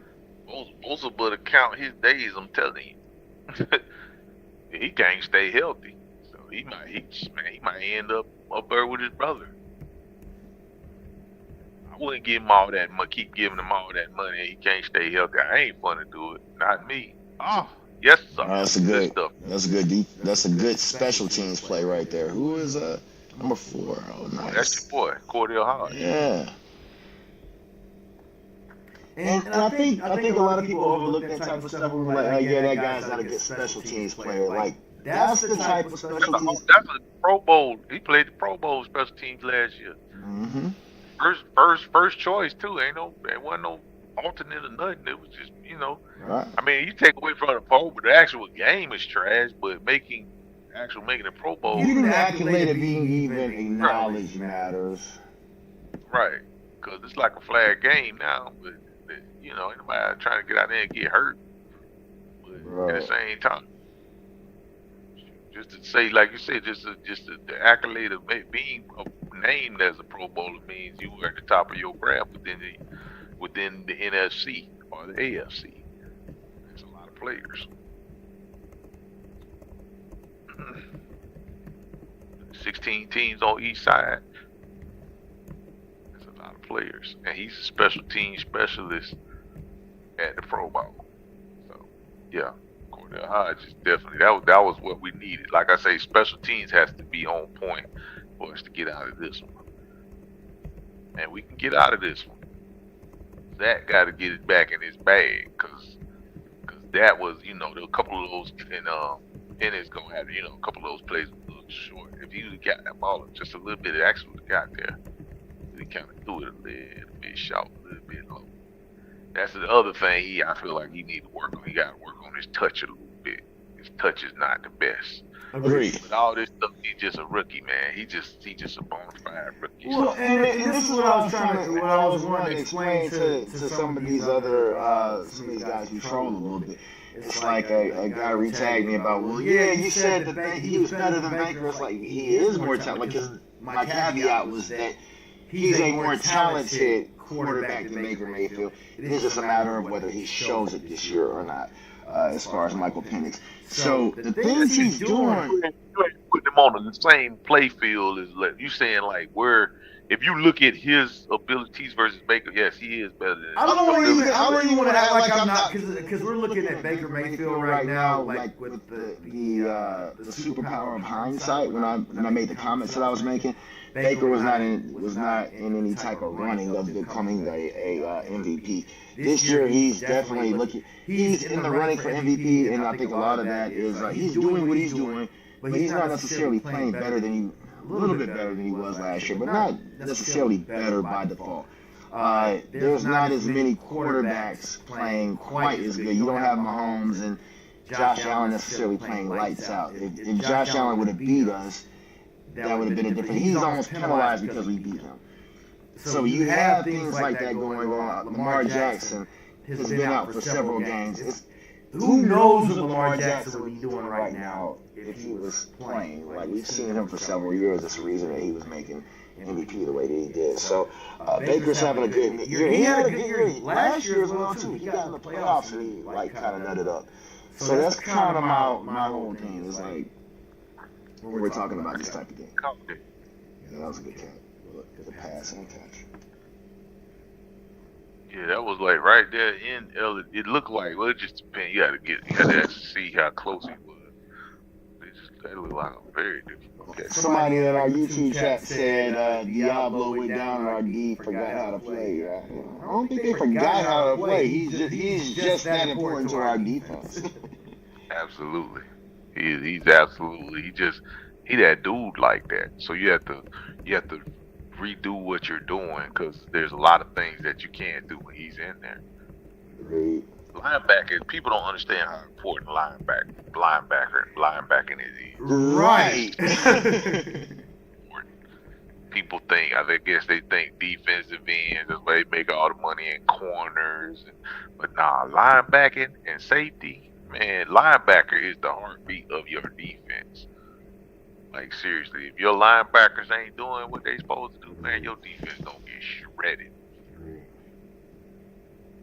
Especially with the defense we run a 34 aggressive defense. It's very aggressive. You can run a 34 defense and it's body on body, but that ain't what we run. Very aggressive defense. So your linebackers have to be very smart and in tune to what's happening. So you throw J.D. Bergeron, a second-year linebacker, in there, and he's still out there thinking. I could tell in the preseason he hadn't took the thinking out of the game. You could tell when it got there. Well, I was gonna say sometimes at linebacker it's just can you do it or can you not do it? It don't matter how much reps you have sometimes, how many reps you get, how much you prep, how much game film you walk. Sometimes you just cannot make those plays.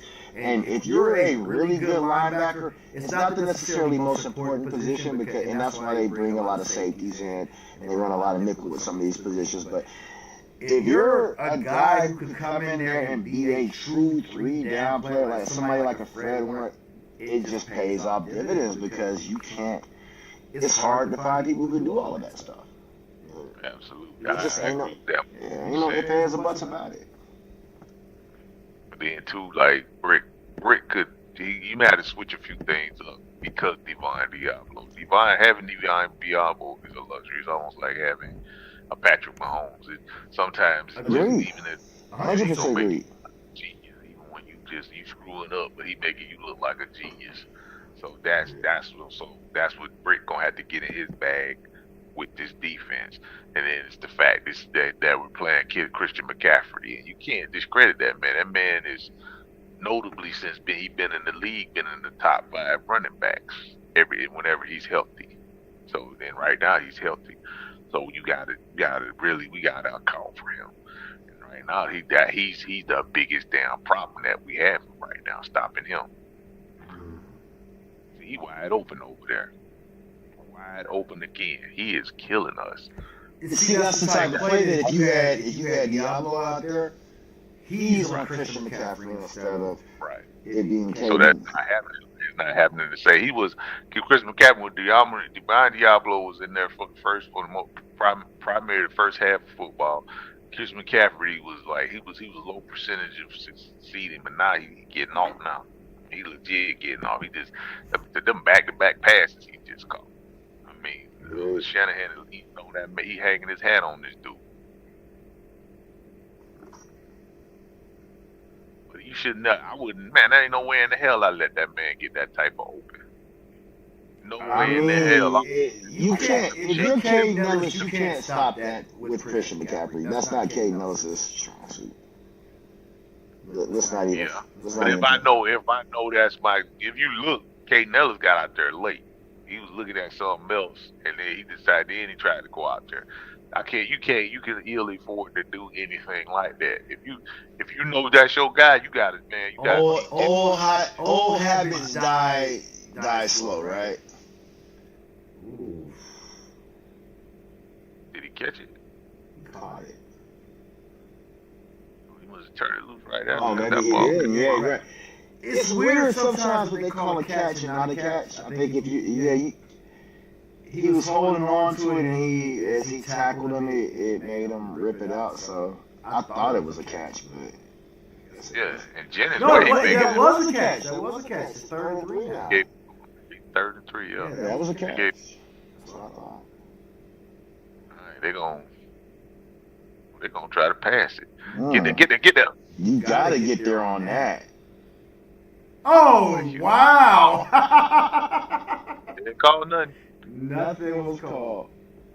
Well, they were fighting for the ball, and the fact that he turned and faced the ball. That's everything, though. And listen, look who they went at. So he turned and faced the ball, and then, he didn't even tackle. Okay, good job. No, he played good defense, man. He didn't turn him. See, they'll let you grab him, but as long as you don't turn him or you don't impede him. If you're looking for the ball at the same time, you right. get away with a lot. I mean, you said you played safety, right? Yeah, I played safety. Yeah, you know how hard it is to be able to get your head around and look for the ball. Right. But see, in my age, like I was trying to tell you earlier, in my age, like it wasn't like you had a few wide receivers like that, but mostly it was really strap up, and you had to be a good field tackler. Because it was like these 1 or 2 bad, real good running back. They always had this one solid running back. He run all over. There's a lot of that. A lot of big passes and stuff. But all that type of stuff like that, you ain't see a lot of that right there.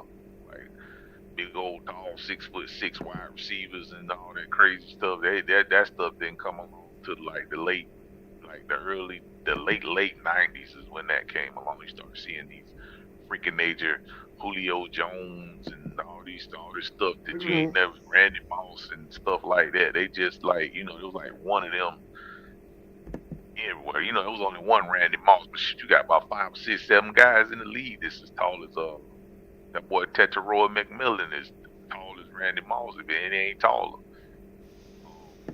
Yeah, he's taller than Randy Moss. Yeah, that's what I'm saying. Drake London is up there with Randy Moss. But back then, Randy Moss was probably the biggest receiver you was going to ever see him in Megatron. Right. And that was just 2 of them. That was it. That's all you was going to see. Everybody else was Steve Smith and I'm trying to think of that boy Crabtrees and, just receivers, just regular dudes. Not the freaking nature dude. It's just like, man, Megatron. Can you imagine trying to guard Megatron? This man's a defensive end, right? You know what I'm saying? Like, what? This man weighed 230 pounds. Agreed. Teteroy McMillan's been nice. I kind of like Teteroy McMillan more than even Ibuka. I think if you put Teteroy McMillan on that Tampa Bay team instead of he's a problem. He's definitely he ain't even hit his ceiling yet. That's what I'm just like glad he ain't hit his ceiling yet. Well, he might have been able to have a chance to if he didn't have Bryce Young thrown to him. Yeah, Bryce is a roller coaster ride, isn't he? He is a legit roller coaster ride. Bryce is like one minute you think, oh, he done turned the corner. Then you go back and look at him the next week and like, where that guy from this week?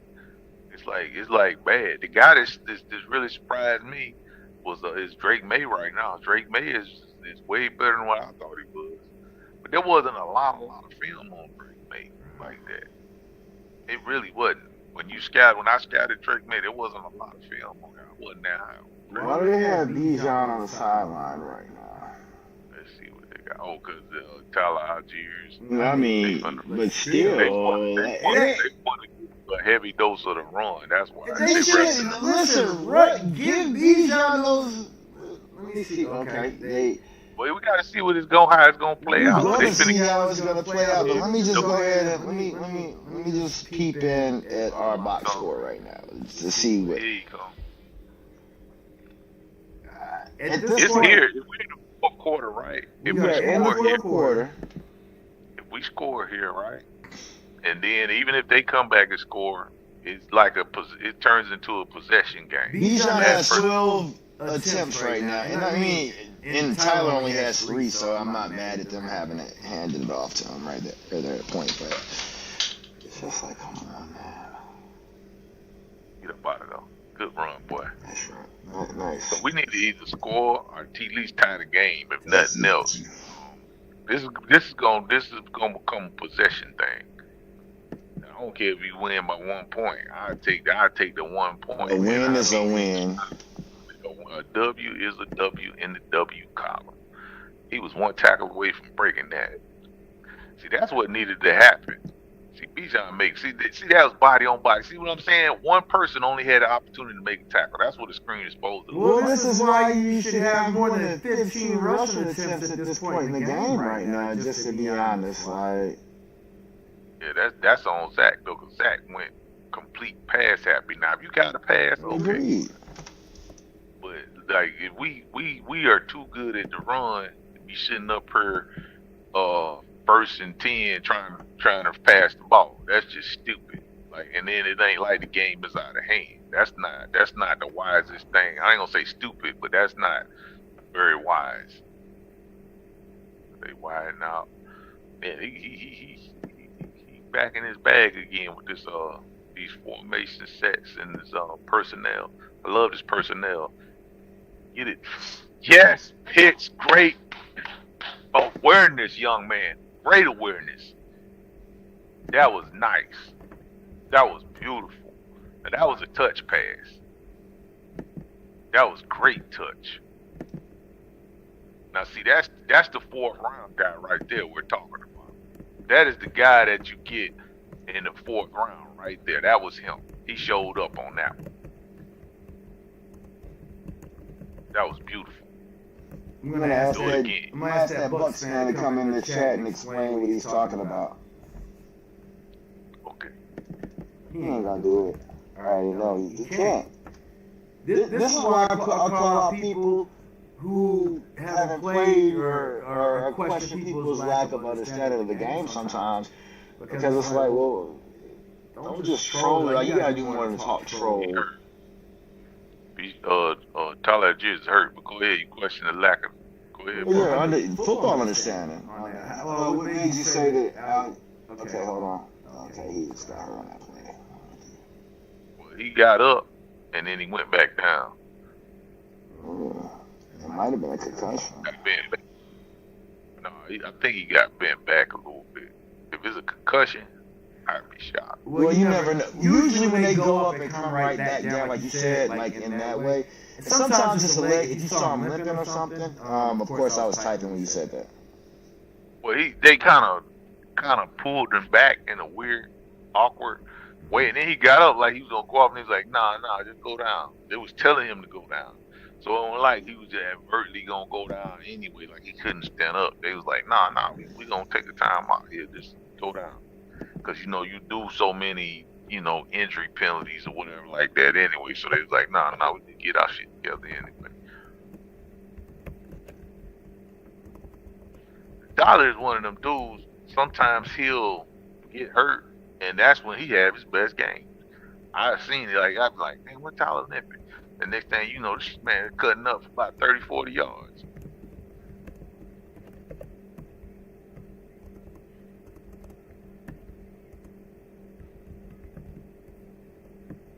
So they need to go ahead on. We don't need a big play. We just need to eat up some clock. Well, you definitely need a field goal right here. You'd like to get a field goal right now. It doesn't have to be right here. Right now, our defense is playing well enough that I think we could still get the ball back. But you want to get you a field goal right here for sure. Yeah, we need at least a field goal. And let the defense, let's say, play some really, really good special teams. And then let the, we can win. We can get out of this. Just do the fundamental stuff. Yes, timeout. You have to be able to win ugly right here. Mm-hmm. You got to be able to win ugly right here. I knew it was going to be an ugly Betty game anyway, but we just needed to do what we do. I hate that Diablo went down because that would have made everything a lot easier. But hey, what can you do? Yeah, you definitely don't want Diablo going down in this situation. Like I said, he is definitely the most important player probably on this defense. Or on this defense for sure, not on the team, but he's one of the most important X factors on this team. We have several guys who have to do certain things on this team. We have several X factors that this team depends upon. Zach Harrison is also one of those guys. Diablo does so many things. The more versatile players that we have on this defense are the guys that we really need to do certain things. That allow you to do multiple things with this defense. This defense is built upon multiplicity. So you have to have certain guys that can that allow you to have multiple packages on the field without having to completely change your philosophy or what you're doing.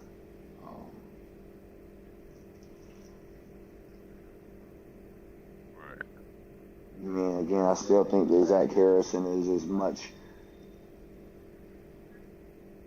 of an X factor. This is 3rd and 1. We really got to come off with this right here. I don't know if I would have ran that play right there. That was a damn recreate the wheel play. I know I'm in field goal range bullshit play. They shouldn't have done that. That's why I go for it. I don't go for it. Kick. If it's a field goal range, kick the field goal. Well, what happens if? I'm not saying go for it, but what do you think happens if old boy is? I told you Tyler G is out there. He's out there. Bijan's right now. Put me out there. I would have ran it up the middle with Bijan on that last play though. Algier out there on a pass. That wasn't a good play. What are you doing? Oh, he almost threw a pick. They were tripping. This is why I think that Zach Robinson be blowing it sometimes. Like, yeah, Zach Robinson, absolutely. There's no way that I wouldn't have put Bijan Robinson on the field on that play. For Tyler Algier, come on, what are you doing? He put Tyler Algier out there to, I guess, to fake it, but that was a terrible play. I wouldn't have did that. We're in shotgun. Come on, man. They didn't even give a play action. That was a back play. That was a bad throw too. He threw it flat. That was supposed to be kind of a back hard throw to make. Why even make him make that throw? Right. I agree. That was a stupid. It was just none of that made sense. None of it that did not make sense. They snuffed that out from the read, from the kick jump. So now defense got to really step up here. I'm with you. I would have kicked that field goal right there. Kick the field goal. Absolutely. Get the point. Yeah, definitely. Get the points. Take the damn points. Now if we lose, they're going to be talking shit on Raheem all week.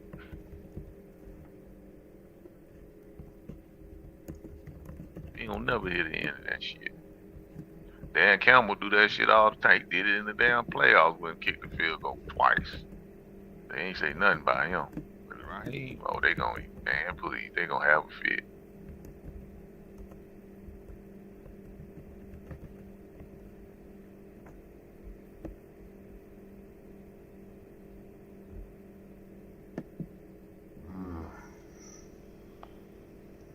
Defense wasn't to me. Defense playing good, but I'm still kicking that field goal. I mean, even with the offense not doing what it needs to do, and this offense has definitely been the weaker portion of things right now. It's a 10-13 game.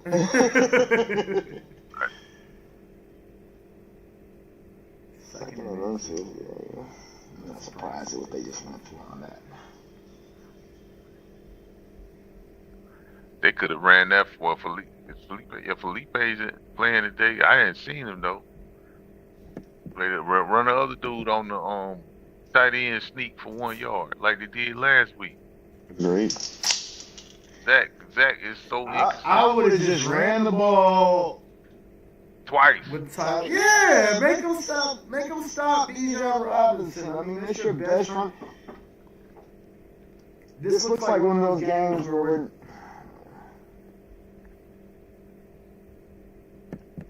Yeah, we might have just handed them this W. We might have just, but we got plenty of time. There's plenty of time on the clock. Your defense has it. Like I said, it's more of a bend. But you can't let them score. You if they scored it. Bijan only has 13 carries right now, and Tyler has 3.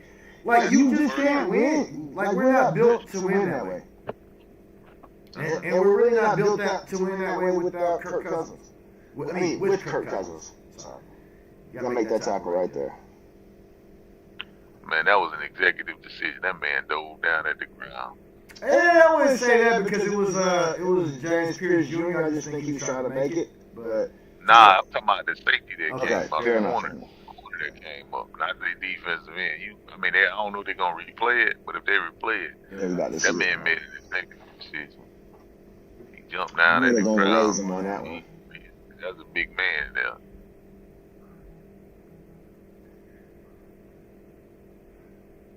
That was James Pierce Jr. right there.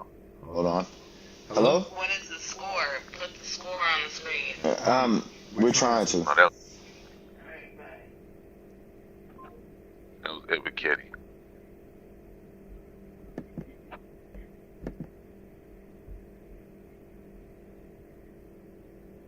Yeah, that was Ebiketie just then. That wasn't Pierce. Well, okay. Well, they might have them both out there still. Yeah, I'm talking about that last play. Ebiketie made that play. I don't know if you heard his shoulder, because he kind of laid there for a minute and pulled that shoulder back on top of him.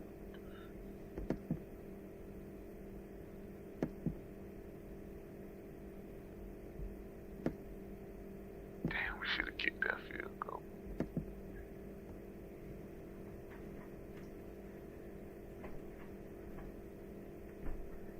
Yeah, now they're trying to milk the time off the clock. I'm trying to. Absolutely. I ain't mad with him. Which is what you're supposed to do. Shanahan is known for blowing plays. Oh, you gotta make that sack right there, though. He dove. That's trippy, man. That's a good play that he made, though. He just picked up about 7 or 8, didn't he? Yeah, he put him right there. How they get another first down? Nice. They gave him a first down, man. That didn't look like that was a first down at first, but. No, that was definitely not a first down. 2nd and 2.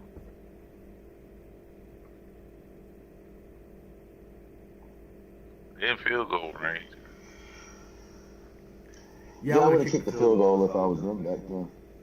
I don't know if that kicker could make that field goal, though. That was still like almost a 50-yarder, right? 40-something yarder. I still would have kicked it, though. I'm not so mad at them going for it. Go ahead, man. No, go ahead. Well, if they're going to go for it, they should have had better play call. Well, I would have put Bijan in there for it. You can't allow them to, like, key on what you're doing.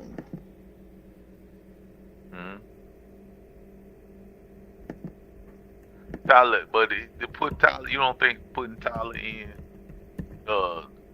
makes them have to play it honest as far as he's your ground and pound, so it's kind of like a little crinkle. But the play call was just like it was low. Those were low percentage plays, right? Very low percentage plays, as far as having success, and those plays weren't even tried and true, like the inconsistency, like do the plays that work. Like it's he keep pulling out all these plays that he ain't never done before. Like, is that you just keep? I mean, we get it. You got a lot of plays in your repertoire. Great damn play, Rule. We get it. You got a lot. You got an arsenal of plays. But hey, man, if something works, go back to it. In that situation, Zach Harrison made a huge play right here, man. That was Zach. Okay, I thought that was 96. Yeah. No, that was major. They didn't expect him to make that play. So that's huge. He got that wig. He's trying to slow play that thing. Outside in. Inside out. Now that's 30-13 now. All we got to do is that's where you got to keep them in. Because Mac Jones ain't going to rush for that. Yeah. Ooh, and they gave it up. They gave it up. This is crazy. I don't think you re-signed Jesse Bates. Jesse Bates playing that bad? You putting that on Jesse? No, I'm not saying he's a problem. I'm just saying that you re-signed him if it's worth it, but I don't think he can make the plays that he was once making. Let me see. Are you based it off of this? I'm not saying I'm not blaming Jesse Bates for anything. Just keep in mind. Okay. But it wasn't like Jesse was breaking the piggy bank on us either. We'll see what he's getting paid. We'll see what he's going to want on his next contract as well. But we want $47 million. Let me see what safeties are being paid. Yeah, I mean, that's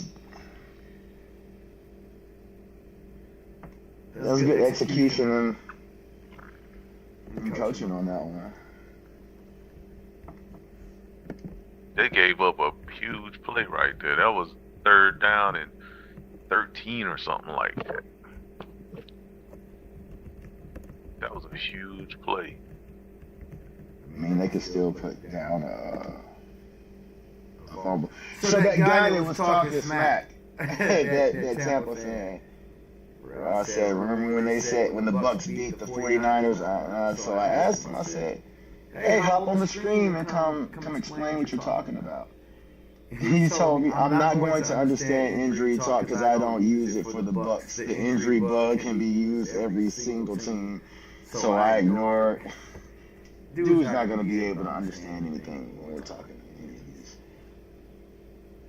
these X's and O's. Now, to his credit, he did talk about Bosa and Warner being out, but like you said, they have Michael Williams in there still, and they brought back Kittle. Right. Kittle's a Hall of Famer. I guess they just forgot to tackle just then. That's a touchdown.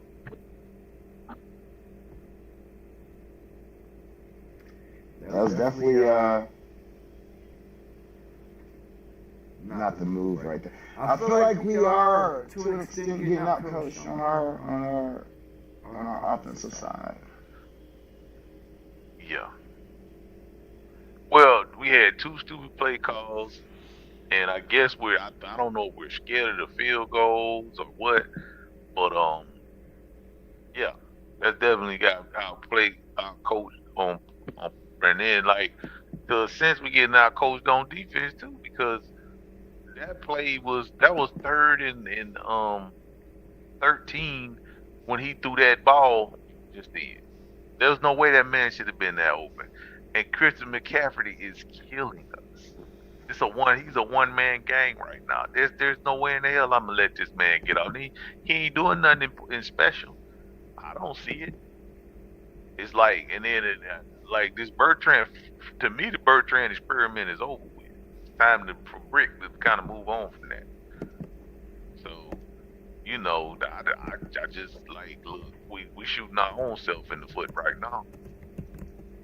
We are shooting our own self in the foot right now. Absolutely. You see what works. You saw what worked. Why are we not doing what works?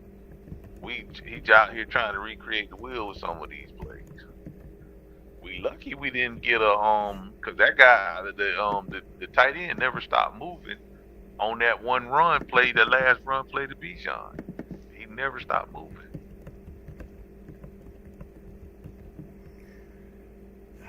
Yeah, I would have definitely went with. There's not a lot of plays I wouldn't have Bijan out there for. Especially he hadn't had 20 touches. I mean, come on, man. You just don't do that.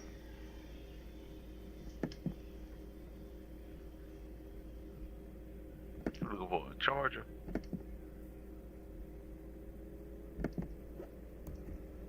Yeah, this one. Get that one right there.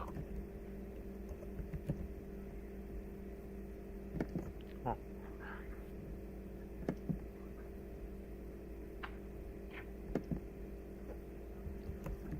So, as far as that, if we lose this one, yeah, we got out coached.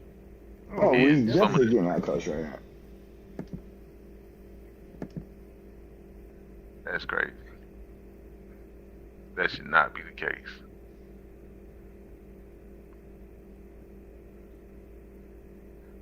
That should absolutely not be the case. It's a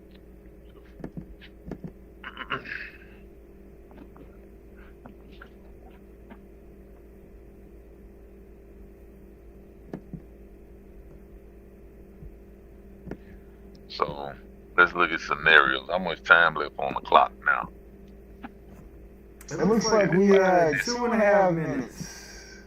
Yeah. Oh no, this might be over with. We got to score and then score again. So, I think they got 3 timeouts left. So I don't know about that one. If they had 5 minutes, it might be a little bit more tangible. 2 minutes is gonna be rough to get back in this one. Yep, 2 minutes and 26 seconds. Yep, it's gonna take a miracle to get out of this one.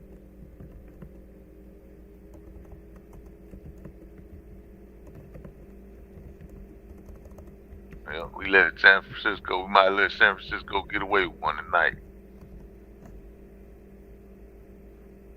Absolutely.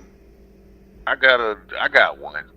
It's something we ain't never done before. So, and that's we gonna have to really push the ball right here. I'm talking about real flinky. They've been forcing them to push the ball all night. That's the problem. Is that they haven't been. When we get away from the run, we're just not a good team, and they let Shanahan coerce them into not running the ball. Right.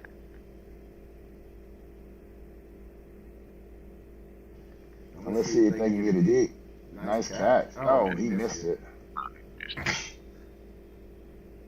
he would have caught it though, that'd have been exactly what I'm talking about. I mean, even if he did, it's a lot little too late. Missed it. That ball hit him in the hand. Hit him right in the hands. You got to make that catch, son. Especially if you want to make that next paycheck that they're talking about. I don't understand how Bijan went on the field for a lot more of those plays and how they were giving a lot of those targets to him not being a lot more runs. That one. Let's see. Nice catch from Mooney right there. Let's get down to the 2-minute warning now. They're not going to get another one off for the 2 minutes. Well. So it would take for us to be able to score here with a touchdown and then come back with the onside. We had to kick onside, yeah, because we ain't got time to let them get the ball back. Yeah. We kicked the field goal, though.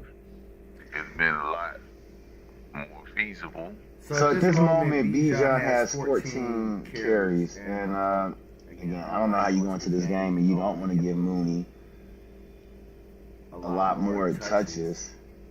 I'm sorry, not Mooney. How you don't want to give Algier a lot more rushing attempts in this game. I would have given Algier at this point, Algier would have had at least 7 or 8. Rushing attempts for me. And how many did he have so far? How many attempts did he have? He has 4. Bijan Robinson has 8 targets. So they've run basically 22 plays, for Bijan Robinson because he has 14 carries. I don't understand how he has that many targets and you haven't given him more rushing attempts at this point, or at least Tyler Algier. Bag one time, that one drive where they went down and scored. Other than that, Zach be trying to do too much like he always do. Zach always trying to recreate the wheel. He always calling these damn plays he ain't never ever ran before. Players ain't for me. Just if something works, put a check by that play. Come back to it. You can put some wrinkles in it, like do a motion out of it, like tell one of the guys to run flat, or tell them to run a drag route. I mean, just tweak it, put minor changes to it to make it different and set things up. That's what he did last week with the Buffalo Bills. He set some things up, even that goal line play where he went and put Felipe Franks under center and they jumped off sides. He set that up before they did that, and it worked because they were afraid that Felipe was gonna get that first down, so they jumped off sides. Come on, man. What is Zach? Is just come on, Zach. Zach is like the figure of speech that you would use. You being a smart dummy, like you smart and we got it. You got a plethora of plays. But we don't care about that. We don't care about all them fancy, beautiful plays you got. Yeah, if they work, they work. They drawn up, they look great on paper. Run the dang on simple stuff that works, man. Just do the stuff that works. Let's just simplify this thing as simple as we can make it. That way we're not in this situation right now. The quarterback is getting destroyed. And we don't need that. We need this guy down the road somewhere. This ain't the end of the season. I mean, this is just the middle. Oh man, we should beat this team. There's no way we shouldn't beat this team. They not doing nothing difficult. They just doing the simple stuff that they need to do to get it done. So this game, in my opinion, is this a turnover? Official review. Okay, what's the turnover? So they calling this a fumble.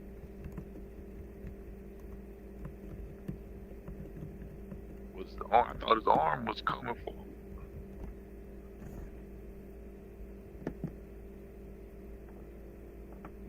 His arm was coming forward. Ball went forward. His arm was coming forward. That ain't no fumble.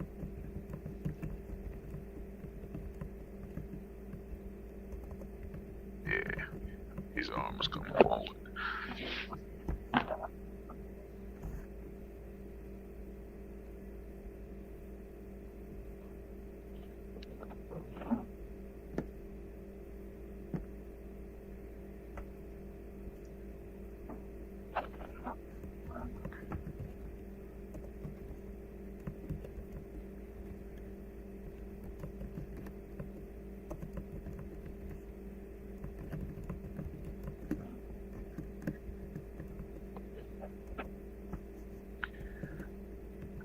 So I believe they're gonna pick this one up. It ain't gonna be a fumble. I think they're gonna pick this one up. They're gonna rule it incomplete pass.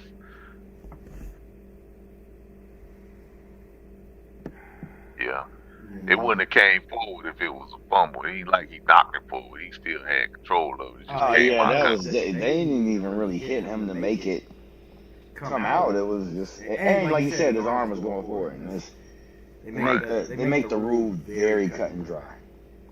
Right.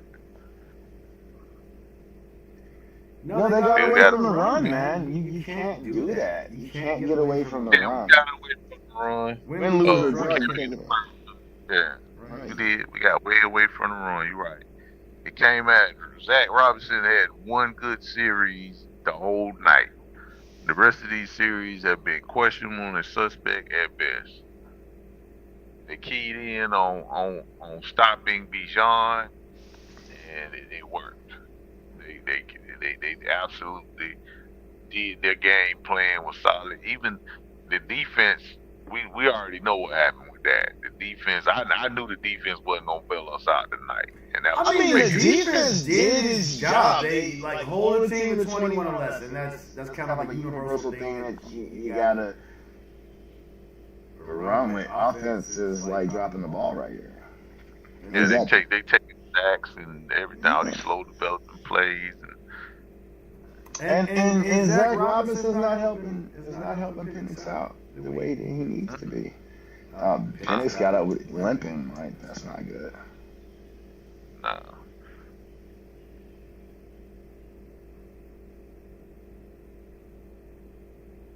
And this is why you keep Kirk Cousins around. Exactly. This reason. Everybody kept saying, "Oh no, trade Kirk Cousins, trade Kirk Cousins." For what? Nah, there was no reason to ever trade Kirk Cousins. Hell no. That would have been the stupidest thing you could have done. You got a player like that on your roster that could come in and if we do make a playoff run, he's straight. So if Penix is hurt right here, I don't want that to happen. But if he's hurt right here, then you got a player that can come in and make it happen. And so I'm going to say it like this. And the reason I say there was no reason to trade Kirk Cousins is because what were you going to get for Kirk Cousins? Like, you're not trading him for, like, even a third rounder might be a little too low because to the points we've been making all game, like, we've been talking about some of these second-round guys who haven't panned out. Look at Troy Anderson. Right. You know what I mean? Like, he's in the second round. Look. We don't.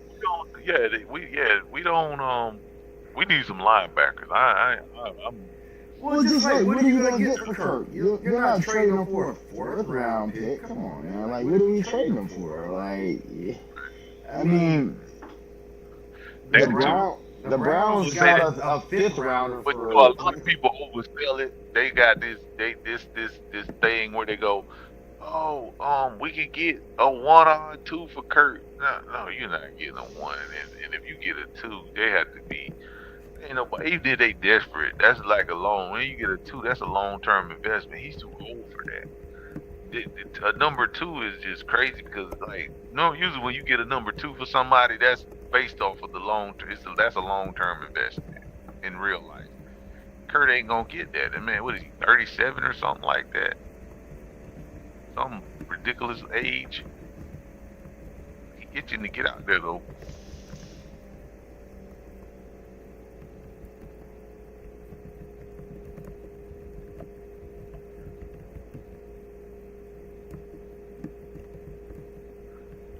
All right, young man, you got an opportunity. You got 2 chances to get this first down. Don't be greedy. Just get the first down right now. Use your sideline. He is chunking that thing. Damn, like Drake almost came down with that. Yeah, but he was been out of bounds though. No, definitely. All right, you got one more chance, buddy. He keep chunking it though. And it's not like they open. He's throwing a bunch of 50-50 downfield balls.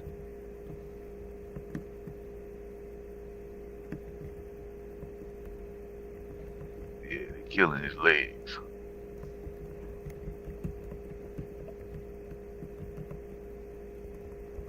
Offensive line didn't do a lot of helping us tonight either. I don't think the offensive line was bad. I mean, you got to play to their strengths. They're not a pass blocking team. Like, run the ball. Like, it's really that simple.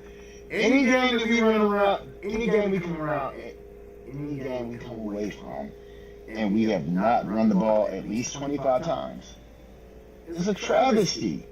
Like, don't have Penix out here leading the charge in your plays that you're calling. It is that simple. Run the damn ball. It is that simple. We're built for the run. If that's what we do, that's what we need to do. If we even look like that, like you say, no, they're not a pass blocking team. So that, like you say, we're absolutely getting into it. This game then pretty much got away now. But getting into it, we're absolutely not a passing team, like play from behind team is what I was finna say. That's not what we do. We're a run the ball first team, and usually when you're a run the ball first team, you gotta play a certain way. Hopefully next year we can get away from that.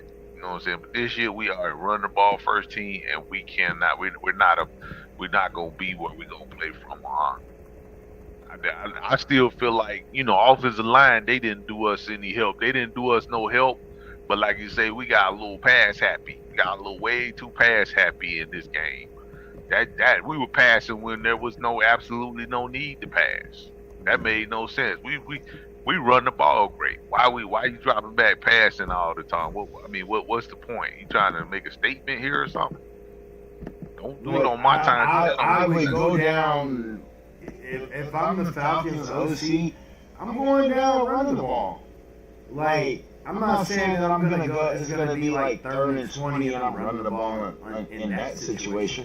I think the Penix is a much better quarterback than a lot of these guys in the league, but he's not a guy that you want to just go out and be like, hey. Not right now. Not right now. It's that simple. Let him develop a little bit more before you start adding that to his repertoire. Because right now he's still young, so you gotta kind of agree.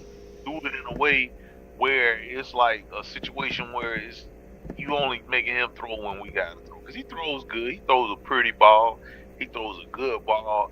All these things, everything you could possibly imagine, he does it. But it's like, why are we doing this, man? You got these great running backs, run the daggone. We didn't touch the ball enough. Running. Zach Robinson to me, he only had one good series of play call. When we scored.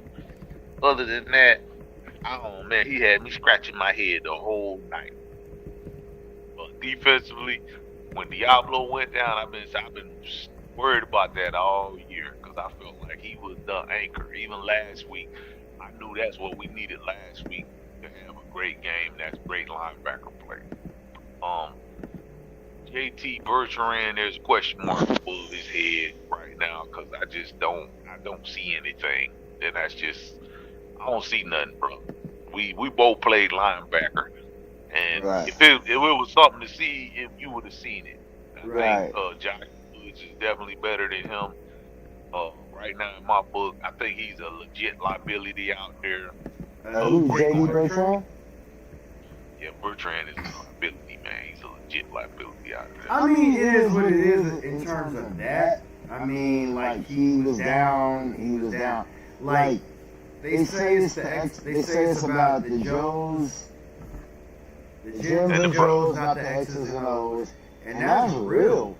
Because, you're not going to stop. Like, okay, Divine Diablo is out. That's a problem. What can you do to adjust for that? And I don't think that Ulbrich did a bad job of adjusting for that. Again, you held this team to 20 points. We're talking about a good team. So, what was the score when Tampa Bay played? Hold on. That was a shootout when they played them. Yeah. And Tampa Bay right now, offensively, they necessarily better. They throw the ball better than we do. Much better than we do. They don't run the ball better than we do. Nobody runs the ball better than we do. They definitely throw the ball better than we do.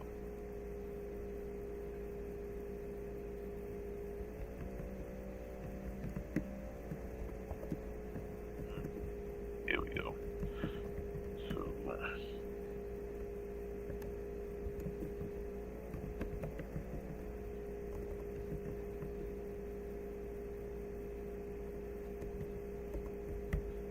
So that was they wasn't necessarily a shootout. Let's see. They beat them 30-19, bro. I mean, that was a little bit more of a shoot. They held them to 19, but again, they got Mac Jones into a position that they didn't want to be in. Like you also got to coach it as well too. So like I'm not going. So yeah, they look like they that's what they scored. They scored 20 points. That's what they look like. They got 19 points against them and 20 against us. But we couldn't get out. We don't throw the ball as good as Tampa at all. Tampa will push that ball down the field. They have a great deep ball. They get off with that deep ball. And we don't throw the ball as well as they do right now. Right now, really what helped hurt our throwing game right now at this moment was the offensive line. They could not hold them guys out of there. Tampa does. They're just better with that. But we run the ball and we got away from it. Like you say, if we not hitting in that sweet spot where we running the ball, 25 times a game, then no. Tyler didn't get off because he barely touched the ball. They're scared of the run anyway. And then it kind of turns us one-dimensional. And then you can't ask Penix to just throw. We can't do that. Not with that offensive line. And him still on the learning curve that he's on. Penix still needs development time. And I'll give Penix 3 years and man, you ain't gonna be able to do nothing with him as a starter. Give him 3 years. That year 3, man, that man gonna be unstoppable. But you have to get there. And then in the meanwhile, while we doing that, run the ball. We didn't do that. So, and I'm JT Bertrand. Look, hey, it happens. It's time to kind of, figure out something else. Say Josh Woods or whatever. I tried. If nothing else, you tried. I'm not upset with them for playing J.D. Bertrand instead of Josh Woods. J.D. Bertrand is not a bad backup. When you go back and look at the film, he screwed up. He wrong hole. He was over pursuing. Just all kind of stuff. Legit. The coverage, liability, it ain't, I don't see anything. I don't see nothing that I can go, okay, I know he's still, of course, he's still out there still thinking. I'll say that. I'll give him that. He's still not got over the fact that I'm doing a lot of thinking. But if you plan on winning football games, I don't see it. Like, not advertently right now. He's a practice squad guy at best right now, in my opinion.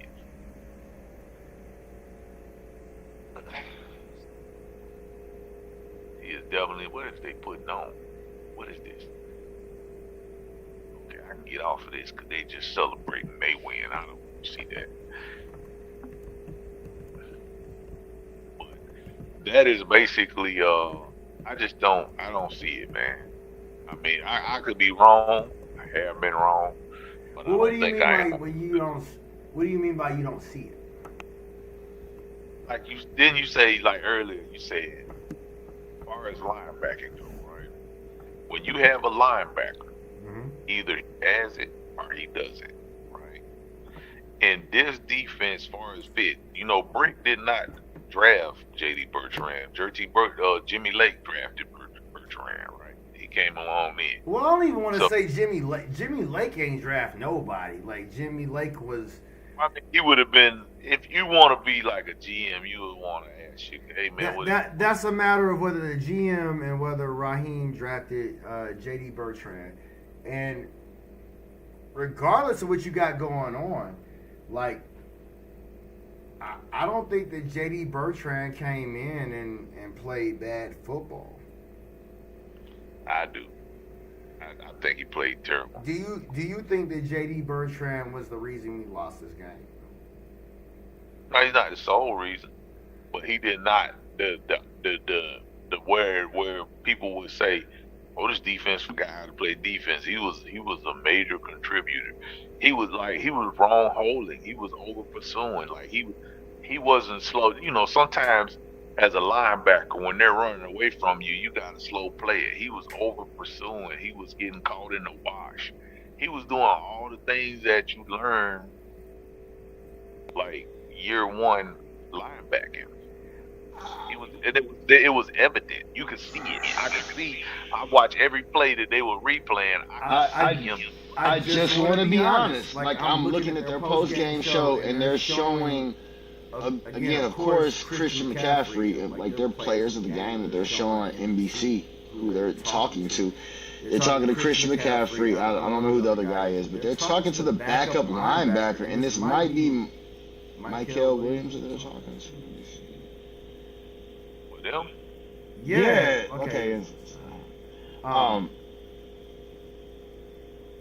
I'm not blaming JD Bertrand for this loss. Like even with his mistakes.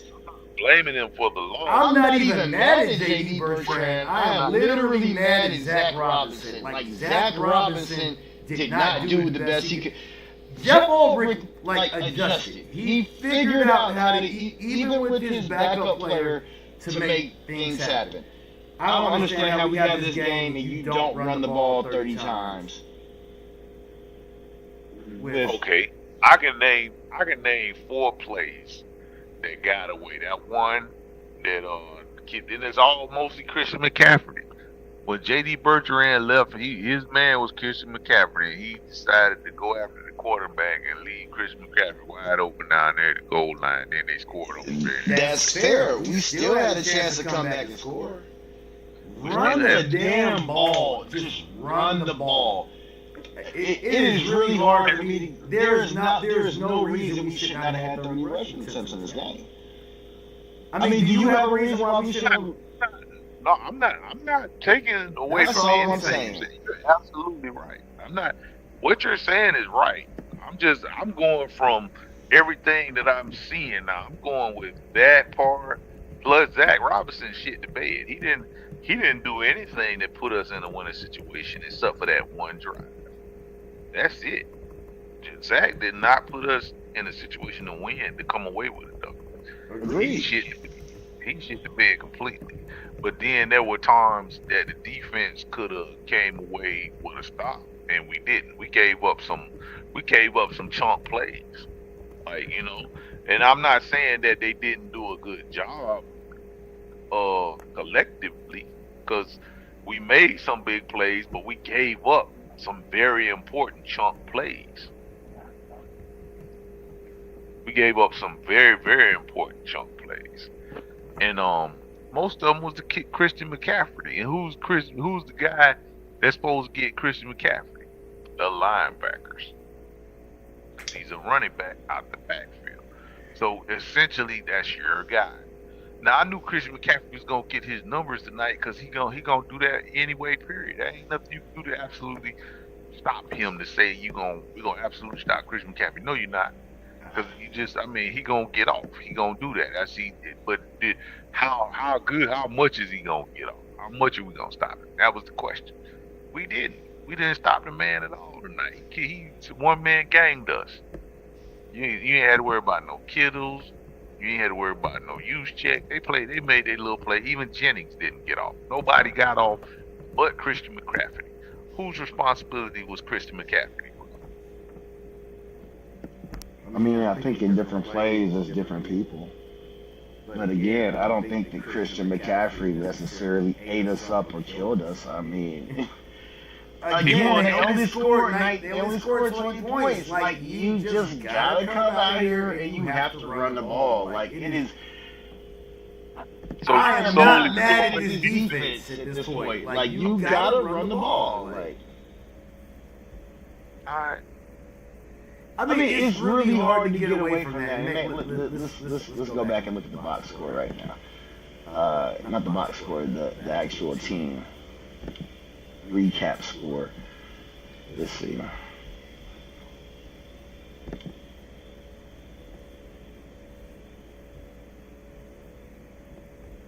Because the game just ended. Okay, there's team stats here. This is the first team that got over 300 yards, but they had 327 yards. They had 150 passing and 174 rushing. How many? Most of that shit is Christian McCaffrey's yards. Watch. Look it up. Oh, I'm certain it is. Like, they didn't run the ball. But who's usually speaking? Whose guy is his responsibility to cover Christian McCaffrey? Which position? I mean, that's linebacker and safety shit. All right. So now we get all that being said, I'm not saying that JD Bertrand played great. He played really good. He played really good for a backup. He wasn't a total liability. He's not what lost you the game. Like, you gotta No, I didn't say he invest lost us the game. But if you gonna lean, okay, if we already know, like, okay, we ain't Christian winning that. McCaffrey did not kill us. I can live with Christian McCaffrey getting what he got and they only have 20 points on the board. You got to run the ball. And it's that plain and simple. There's no ifs, ands, or buts about it. You have to run the football. Just period. I view that a little different. Christian McCaffrey tore our butt up. Are you saying we don't have to run the ball? Are you saying we don't have to run the ball? I didn't say that. You looking at one dynamic. I'm not looking at one dynamic. I'm looking at the total body of work. That is the major glaring point. And I agree with that. I agree. I said that. I said I'm that. gonna throw this out there before you, because you're not looking at any stats. Just hear me out. So you're not looking at any stats, right? How many times do you think we ran the ball today? Probably 15, 16 times. So you're not far from that. We ran. It says 20 rushing attempts, but you're about right when it comes to the running backs. We ran it 18 times. Penix had 2 rushing attempts, and Bijan had 14, and Tyler had 4. That's trash. That's why now. Okay, overall receiving. If that's what we want to talk about, yeah, I told you. You gotta run the ball. I clearly said Zach Robinson did not put us in a position to win this game tonight. Now guess how many times San Francisco ran the ball? What, 30 times? 39. Mm-hmm. Christian McCaffrey had 24 attempts. Brian Robinson had 9 attempts. And Mac Jones had 5 attempts. You just can't do that, man. Like, you cannot. And again, I'm not saying that J.D. Bertrand played a great game or anything, but Jesus. No, he didn't play very well. But my point is not just to say, I get it. You're right. You know, you're absolutely right. We didn't run the ball. We didn't do anything that we do well. We got completely away from everything that we did well.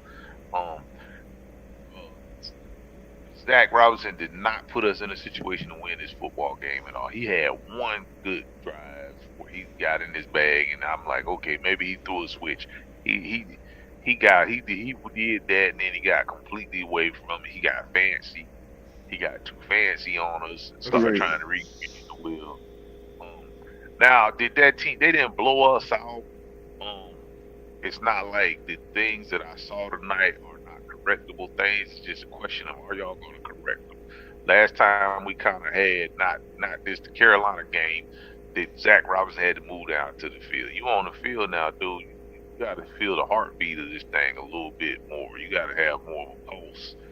You got to know what the pulse is on this thing a little bit more. So I'm not saying any of that, but what I am saying, like what I saw, just all the things that I seen, Bertrand he just did not play for. He just ain't got it. I just don't see nothing. I don't see where this defense, they struggled at that best. They came up with some great stops, even with him. Rick is a very smart coordinator, and I take my hat off to him for what he was able to do. But we gave up some huge chunk plays, and if the defense could have come up with some stops when was that last drive. The last 2 drives when they scored the 3 points and then the touchdown, we could have actually stopped them because they were 3rd and 13. They could have came away with a field goal, like in real life. So, but then they threw the quick slant, and then there was one play before that when he came off of the man. It's just a couple of things I saw, and they shouldn't have been able to run the ball that many times. They was running the ball because they were having so much success running the ball. They wouldn't have kept doing that if the success ratio wasn't there like that. They were running right at the teeth of the thing because the linebackers were doing all this. Okay, so here's the reason that I'm not so mad at J.D. Bertrand, because even when we've had Divine Diablo in there, we've had other teams run the ball for over more than 100 yards. And this is kind of what I mean by being a bend but don't break defense. we don't mind necessarily giving up rushing attempts. Ulbricht's number one objective, as he said coming in from the offseason, was to be able to stop the pass. The pass is what will kill you.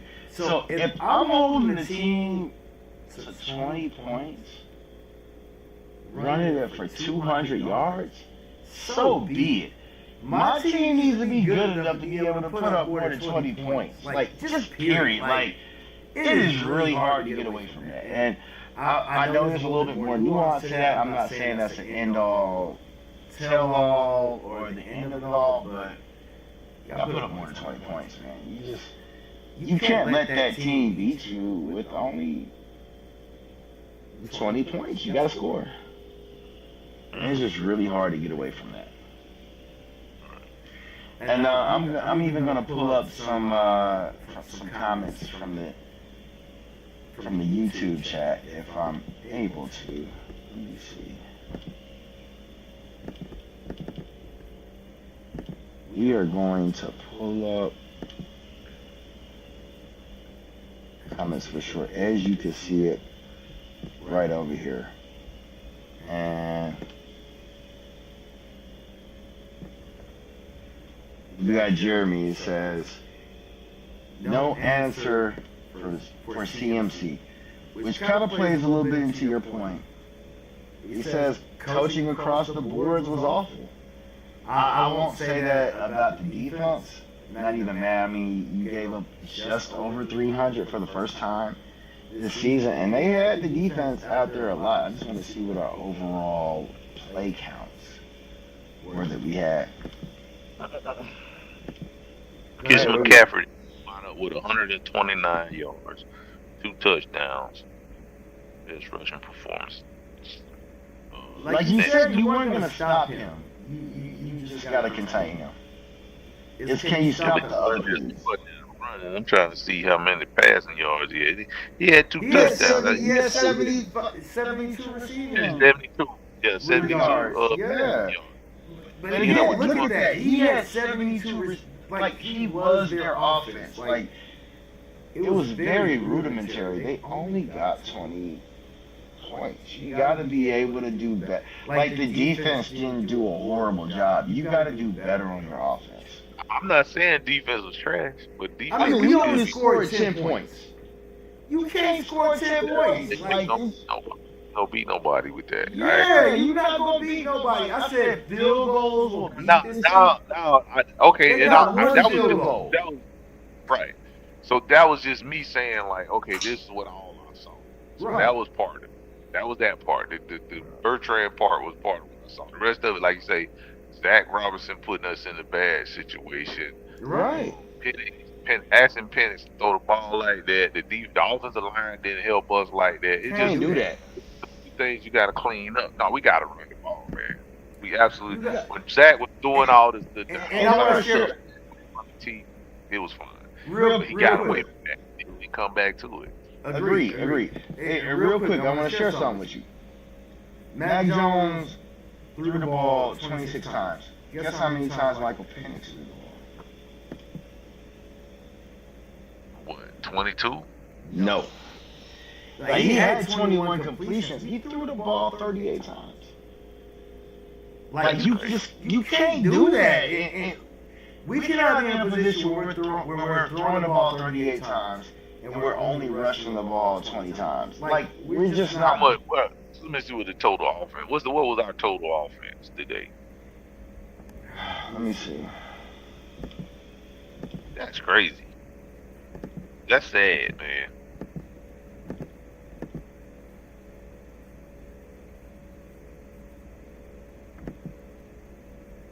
Total offense.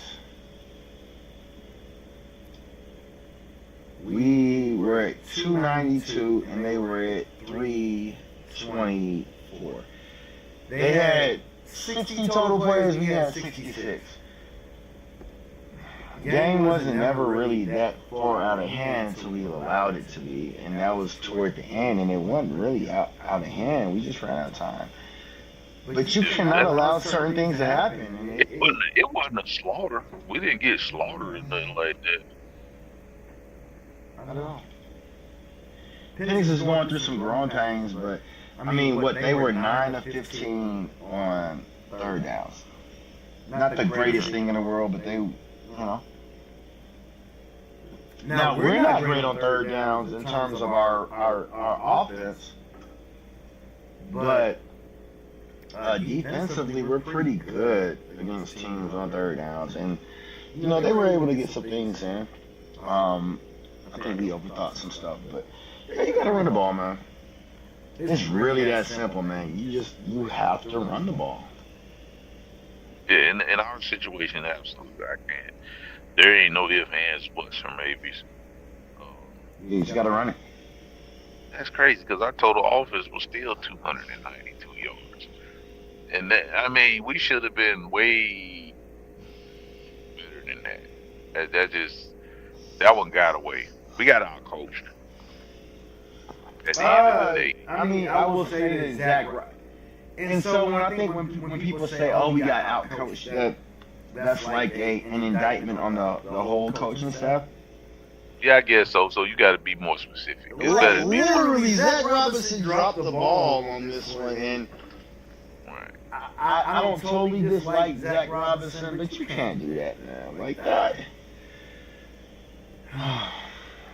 I mean, we could beat him up. We could beat him up tonight, but he doesn't like shit the bed every night, every single game like this. It's like I think he just has a lot of talent on offense. Unprepared. Yeah, he was vastly unprepared. He has a lot of good offensive talent that he's not doing something with. So you think he was overwhelmed? So like that does happen when your team is so stacked. You don't know what the fuck to do.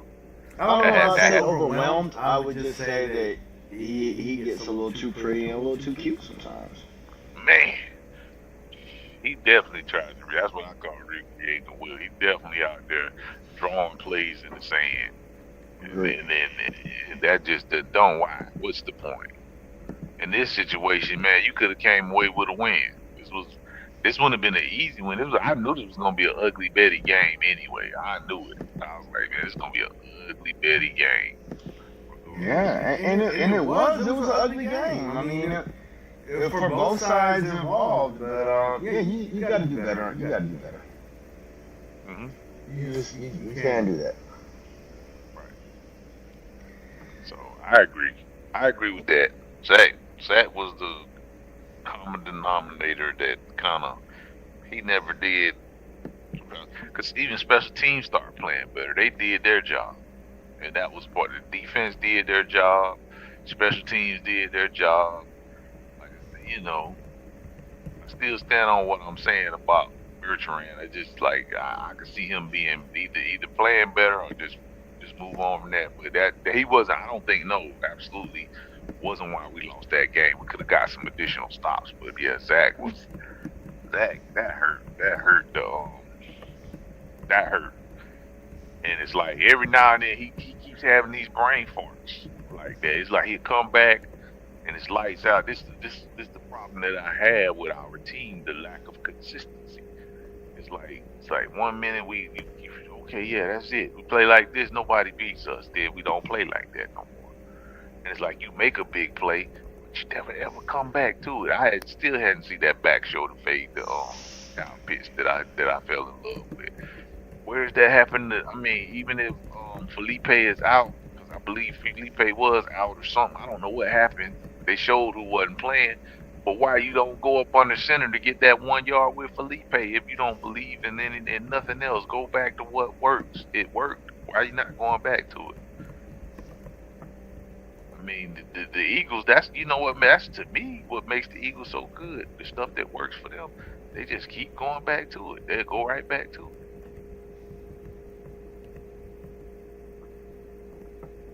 And that's what makes them so good. The tush push, hell, they could kill this. They get down, all they get. If you notice, they build their offense to be 3rd and 1. Their offense is built to be 3rd and 1. That's why they tush push 3 or 4 times every single game.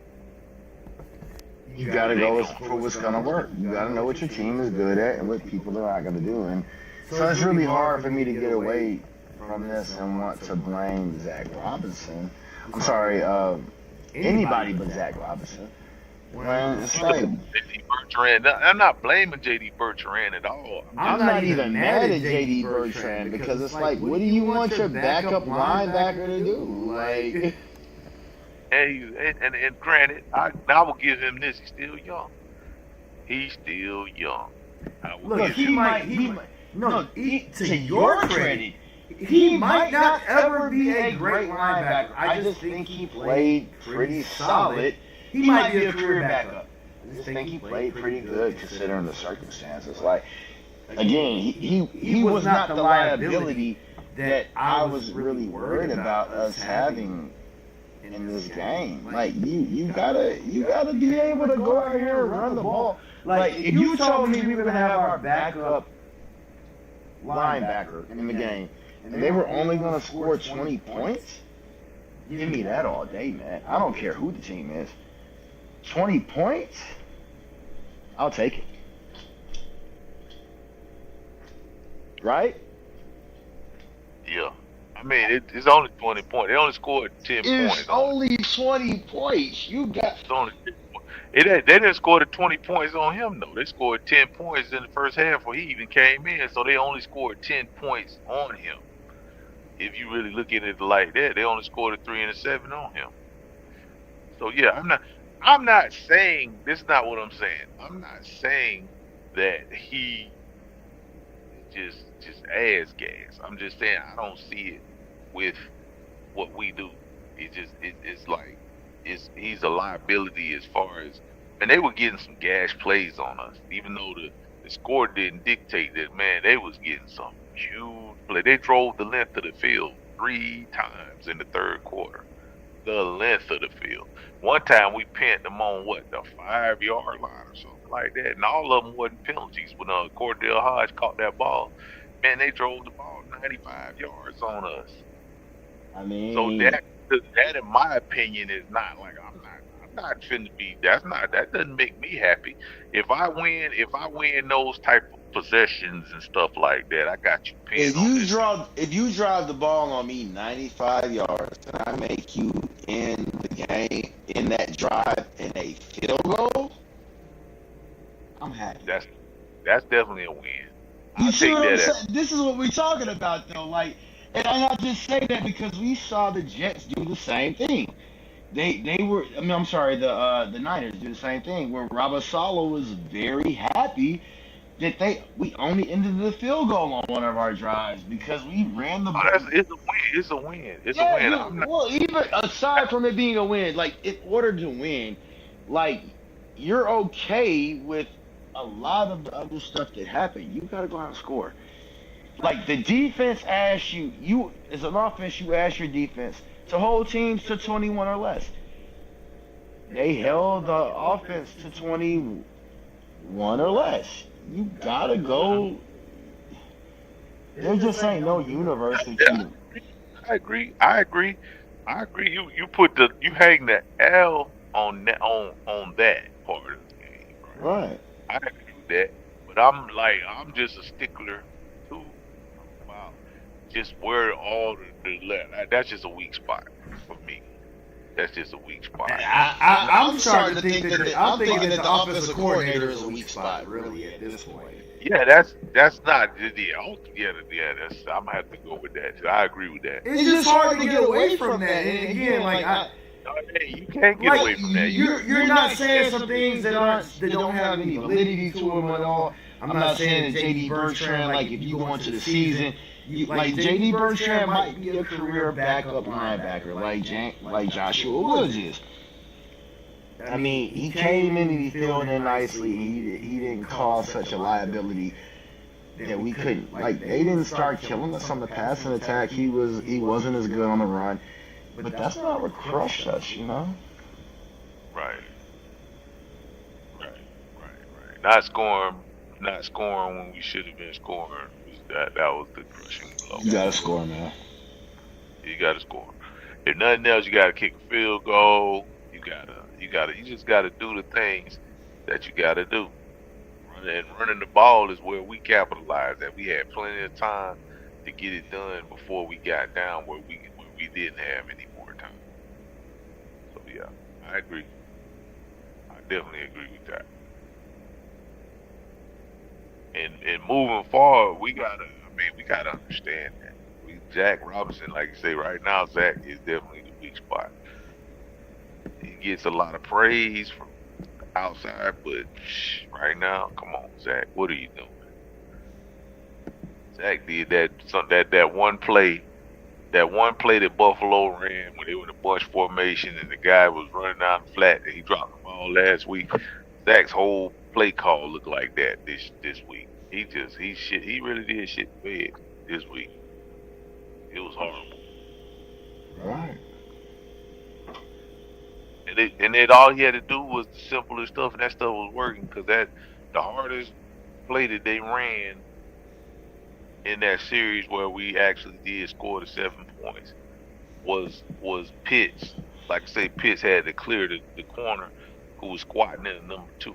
There's nobody out there that can guard Pitts on a one-on-one this type of plays. Nobody. But it's such a rarity that we even go to that. So here we are. Where do we go? Where do we go from here? What got to happen now to get this thing moved in the right direction? So let me go back to this. If we're looking at it, even with Pitts has 7 receptions for 62 yards. Like, that's not bad at all. Like, what do you want this man to do? It's like, run the ball. Like, okay, so Mooney and Steve Hightower was on the show. He said, we were talking about this. The Falcons have the type of team that Bijan can be crushing it, and everybody else can be like kind of like average on their stats. So you got Mooney at 68 yards on 3 receptions, Pitts at 7 on 62, Bijan on 6 receptions for 52 yards, Drake London 4 for 42. None of those things just jump out at you aside from like Bijan. Bijan is putting in work. Run the ball, man. Like the problem is that Bijan had 14 carries, but Tyler Algier only had 4 carries. And for a grand total of 20 carries with that's not a good. Yeah, Penix carried for two. Penix had 2 rushing attempts. So 2 times for 6 yards. Those are scrambles. Those are not designed runs. I'm not even mad. I'm not even hardly counting what Penix was able to do out there in terms of the run game. And some people might say, oh, he has to take off and do this and that. Like, I don't need Penix again to do more than like 4 to 6 rushing attempts per game. That keeps the defense honest enough that he will go out there and do something with that. But, like, you don't even have 20 carries between your 2 running backs, and you're built to run the ball. Yeah, it just doesn't make sense. Yeah. So we got the Patriots coming up next, then the Colts, then Carolina. Right. And then the Saints right after Carolina. And then the Jets. So, realistically speaking, we have 2 really, really tough games. We have the Dolphins coming up next. The Dolphins, then the Patriots. I said that wrong. So we got the Dolphins, Patriots, Colts, Carolina, Saints, and then the Jets right behind that. So even if we still got a great chance of winning 10 games, possibly 11. There's a really good chance of that if we buckle up and do what we're supposed to do. But we can't have Zach Robinson doing this type of crap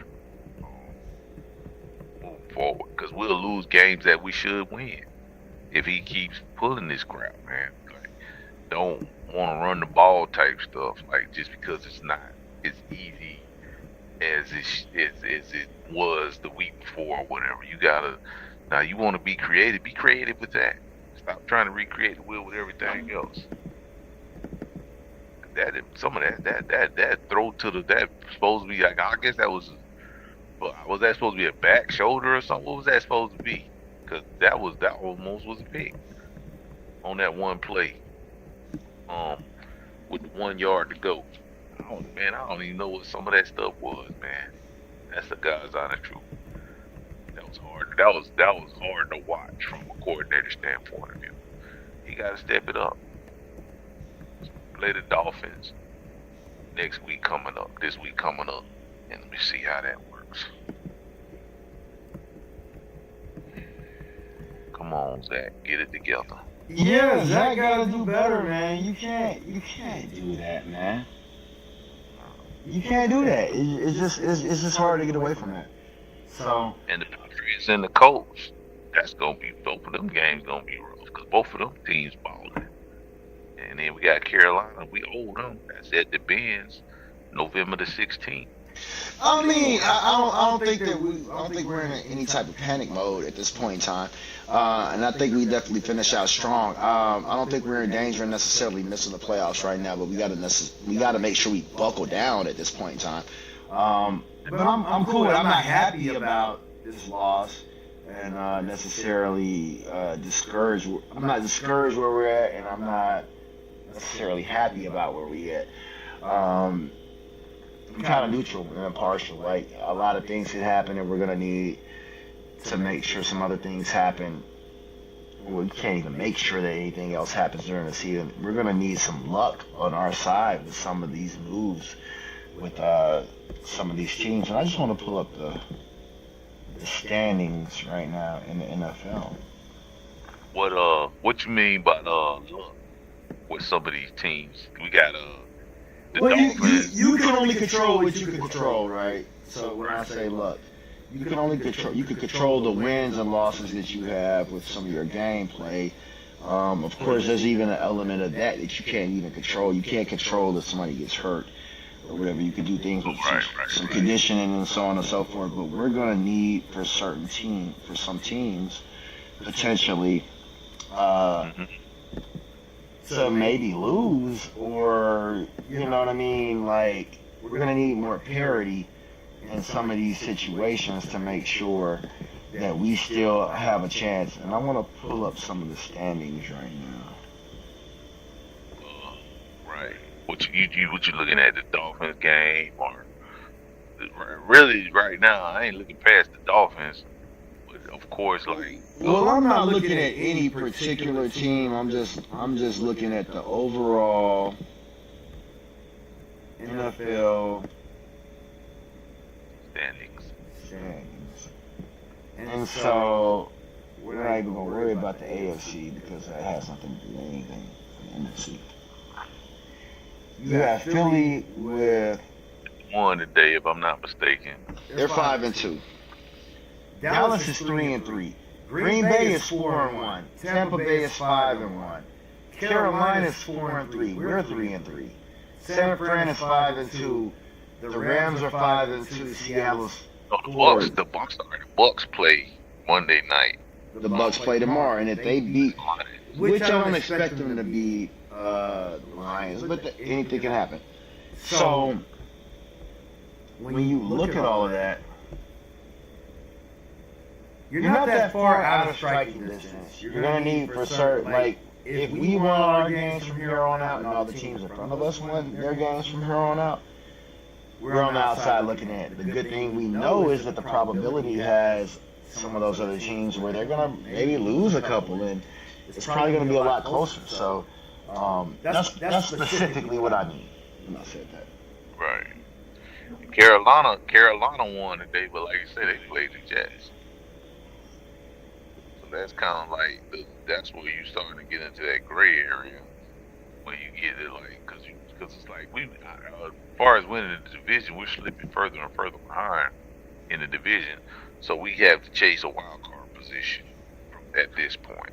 Because winning the division, like you say, predicated the miracle, just catching Tampa with what they got, because they got 5 wins, and if they win tomorrow or lose. See, that's gonna be tough because that's 6 wins and we 3 games, so that put us 3 games out from the division. So that's probably just looking more so the wild card situation for us. So facing that wild card situation seems a little more tangible at this juncture because we're kind of approaching that halfway point. Because this is week. It's actually week 7. You know, we only played 6 games. Right. So that puts us seemingly at the halfway point. So by us being at the halfway point, or like 1 game out from the halfway point, however you want to consider it, that kind of puts us, like you say, chasing that wild card. So that is the picture that we need to look at, the NFC picture. Let's look at that NFC standings. Here we go.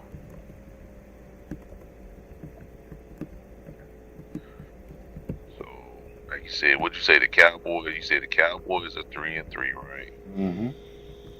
Okay, let's just put up the Let me make sure I got that right. Yeah, Cowboys.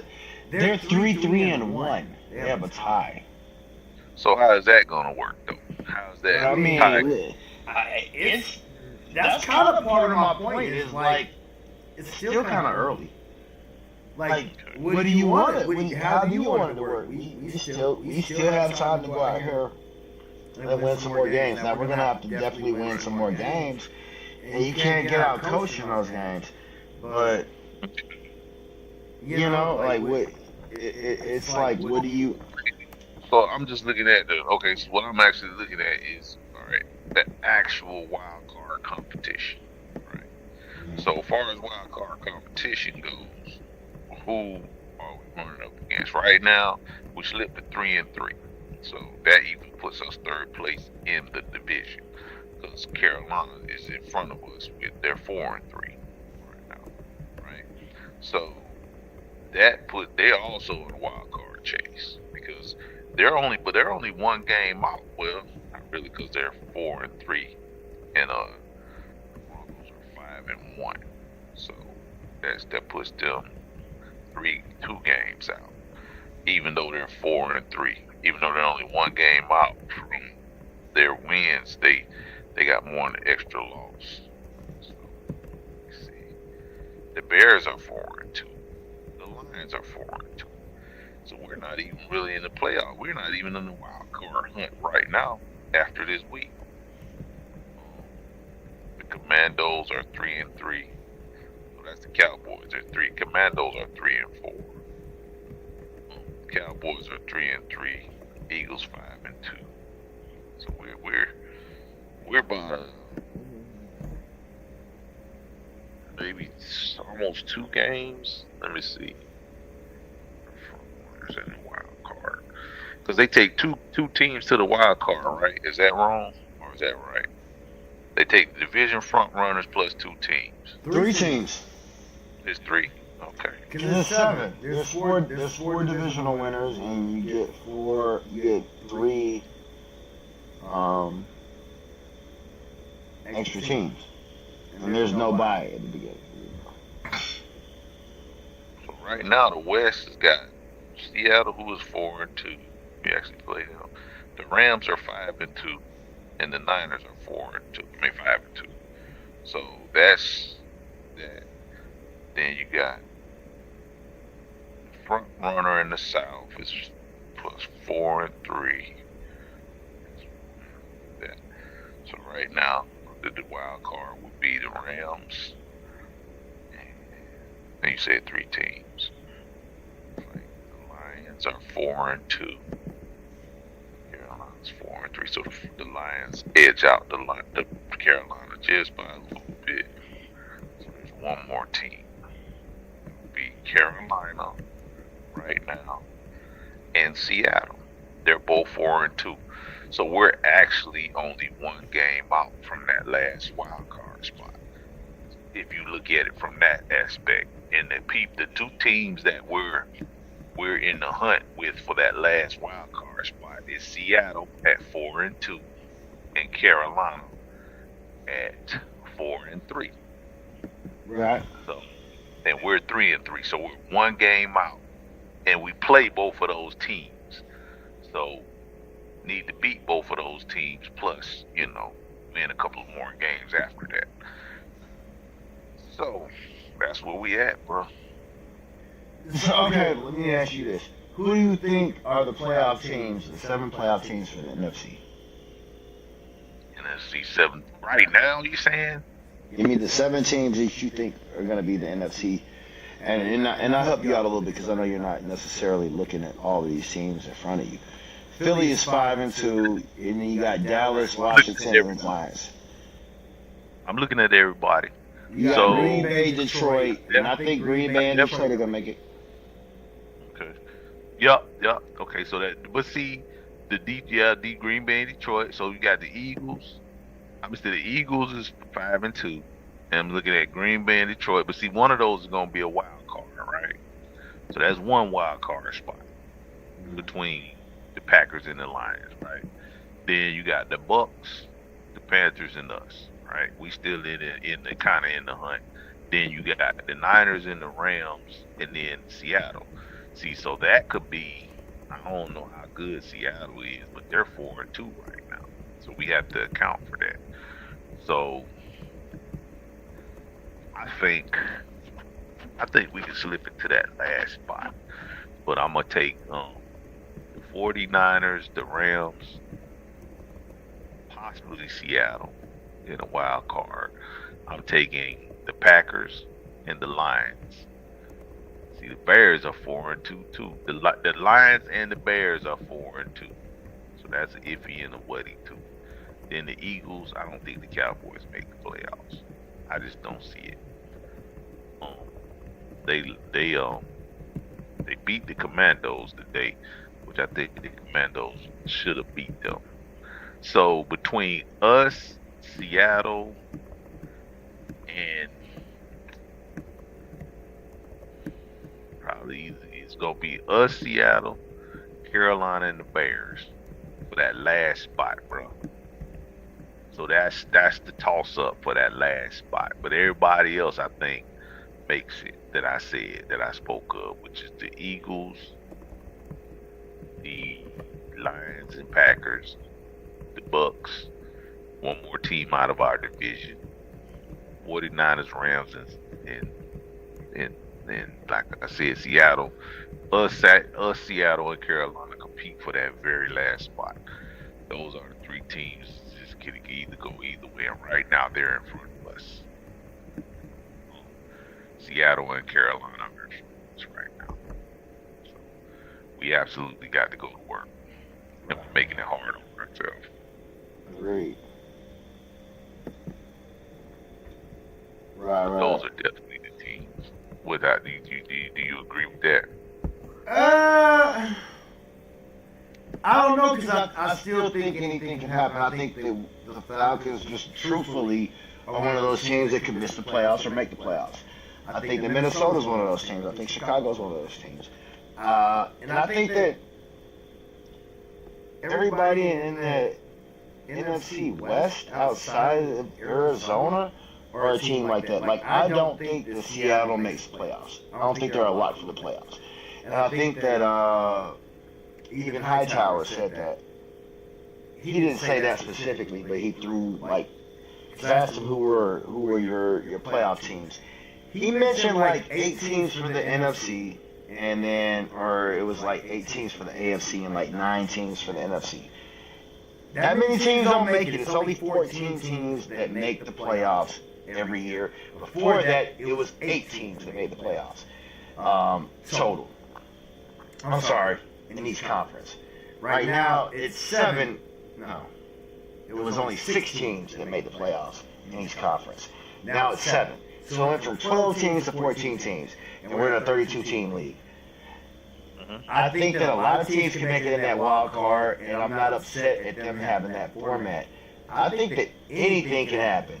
I think that even the NFC North might be the most wide open of them all if we're not careful. NFC East is going to be crazy. Who knows what's going to happen with Washington? I believe they just lost today to Dallas. They did. Yeah, and Dallas isn't a great football team, but they can sneak their way into the playoffs. if you let them. Philly's gonna make the playoffs. Green, like NFC North is crazy. NFC South, if we're not careful, we're gonna mess around and let other people do what they're doing. I think the NFC is a lot more wide open in general.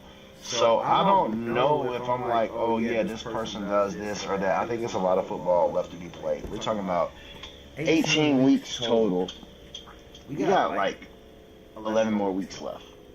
Like, what are you gonna do? Who's gonna continue to win? Who's gonna lose? Who's playing the best football come November and December?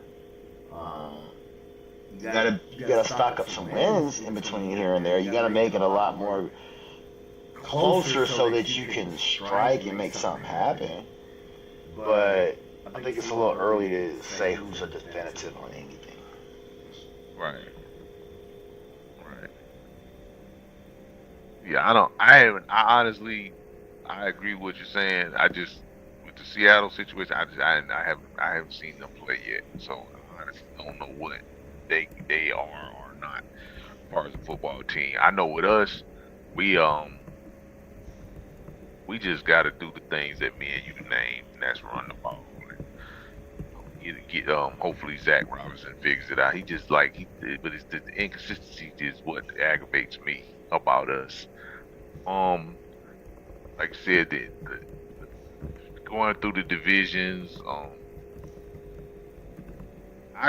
you can kind of see who's gonna kind of be there in a sense of the better teams. It's just that last spot, like I said, it's like Carolina. Well, you could throw Chicago in there too, if you want to be proactive about it, because they actually in the wild card hunt. I don't know if they're gonna drop off. So really, that's 4 teams that you will put for that last wild card spot, and we have to turn a curve, because right now I don't see the consistency. Tonight that's what I was hoping for. I hope we could put this game away and show some consistency, but it didn't happen. So we still got that question mark above our head of consistency. Are we gonna be that team that finally breaks out of the shell and shows some consistency in what we do? And it ain't there yet, because we can't, like I said, we can't keep trying to recreate the wheel every time we get in these situations. That's my fear about us, and I want to be there. I really, honestly, if we could get 10 wins this year, I think that'll be a win for us. Even if we don't make the playoffs, if we can get to that 10-win point, I think that'll be a win for us. In comparison, it'll be definitely still a step in the right direction if we can get 10 wins this year out of that 17 weeks. We can come away with 10 wins. That's actually a win for us. 10 wins would definitely be a win for us, because we haven't had 10 wins in a long time, and that would show trending in the right direction. The fact that we only won 8 games last year. I 100% agree. I am not like, oh, the Falcons got to make the playoffs this year. If 9 or 10 wins don't get us in the playoffs, like, I'm not upset about that. I want to see some progress with this team. Some of the only things I'll fault Raheem for is in his choices of coordinators. He picked Zach Robinson. And Jimmy Lake. He picked Jimmy Lake. Well, he also picked Ulbrich, who's a good coordinator. So go and find you an offensive coordinator who's as good as. Right. No, I agree. I agree with that 100%. It's not what I'm not gonna just dog whoop you for the first decision you made, because I mean, you got to look at the availability, whatever, all that stuff, all the nuances that come into that. And he basically bought those guys on. Brick didn't have the availability when he was doing all this, because Brick was pretty much sold up upper end with the Jets. He wasn't gonna go up there and go, hey Brick, I'm doing my thing out here, come on, go with me. So he wasn't available. You have to absolutely look at those type of things when coaches are doing hirings and stuff like that.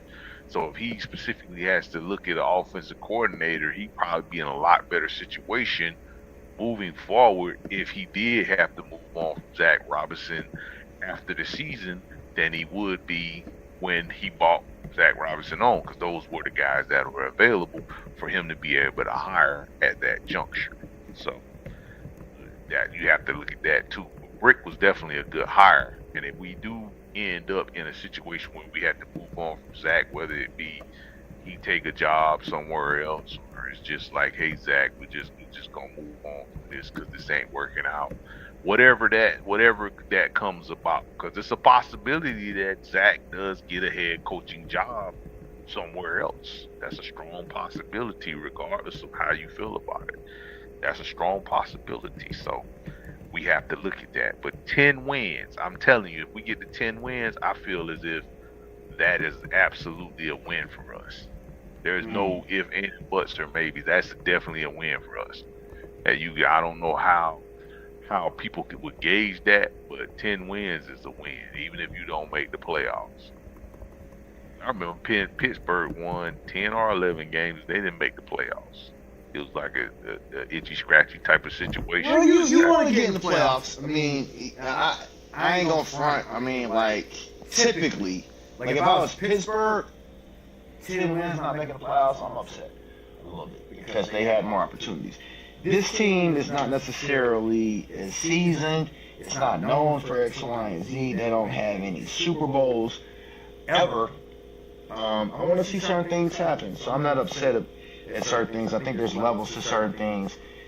You can't tell me that teams don't go to Pittsburgh playing and say, oh, I'm playing for the black and gold. You got Jack Lambert, Mean Joe Green, and even in the 90s, people like Cardell Lake and Rod Woodson and Kevin Green and just LeVon Kirk. There's a lot of legacy with some of these teams like that. Having an owner who are in smaller markets than somewhere like Atlanta or some of that, who are very much concerned with winning as opposed to just putting butts in the seats. So can't really be upset at some of that stuff. I just want to see us be able to get to like 9 or 10 wins because we've been behind the ball and it's been 7 wins for years, and it's been a losing record for years after that Super Bowl and the window that we had. So, and Matt Ryan changed the culture a great deal. But you got to keep that going. You got to keep some more things going. So, a lot of what you're saying is 100% right, but a lot of it is very situational. Very situational compared to certain things. So, that's how I feel about the Falcons making the playoffs and their win total and so on and so forth. 10 wins, I don't know if 10 wins get you in the playoffs. It may not. That's why I'm okay with that. That's what I'm saying. 10 wins. That's what I'm saying. We get it 10 wins. That's a win for us. But I don't think in today's climate with the way that these teams are trending, I don't think 10 wins will get us in the playoffs. Last year 10 wins got you in the playoffs. That was divisional for us though, because we were at 9. We could have got 9 wins and got in the playoffs last year.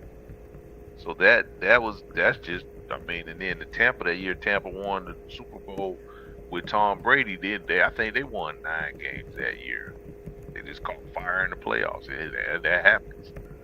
And they won 9 games in the regular season and then went on to win a Super Bowl. Just a lot of the spell of that. It ain't got the shit to do with how many games you win in the Super Bowl. In the regular season, is how you do, because it's a brand new season once you make the playoffs. It don't matter what you won or what you did last week. None of that matters. The only thing that matters is what you do right now. So that's what we got to do, is get there and develop that culture. And even if we don't win in the playoffs, I just want to get there and start getting that experience. And that will be, if we make the playoffs, that would be so unexpected for me. That would set a precedent. That would really raise the bar very, very high, because it would be overachieving an expectation. Because I kind of don't really foresee, just an automatic playoff berth in 2025 myself, and that's just me being honest. And you could be biased and impartial about it, but then ain't no need no lying about the shit. You ain't gonna usually go from where we came from, and all of a sudden now you just playoff juggernaut. And Washington did it though, so it ain't an improbability, but it's just like from where we're sitting at right now, 10 wins and shit, man. That's a realistic goal for me. Mm.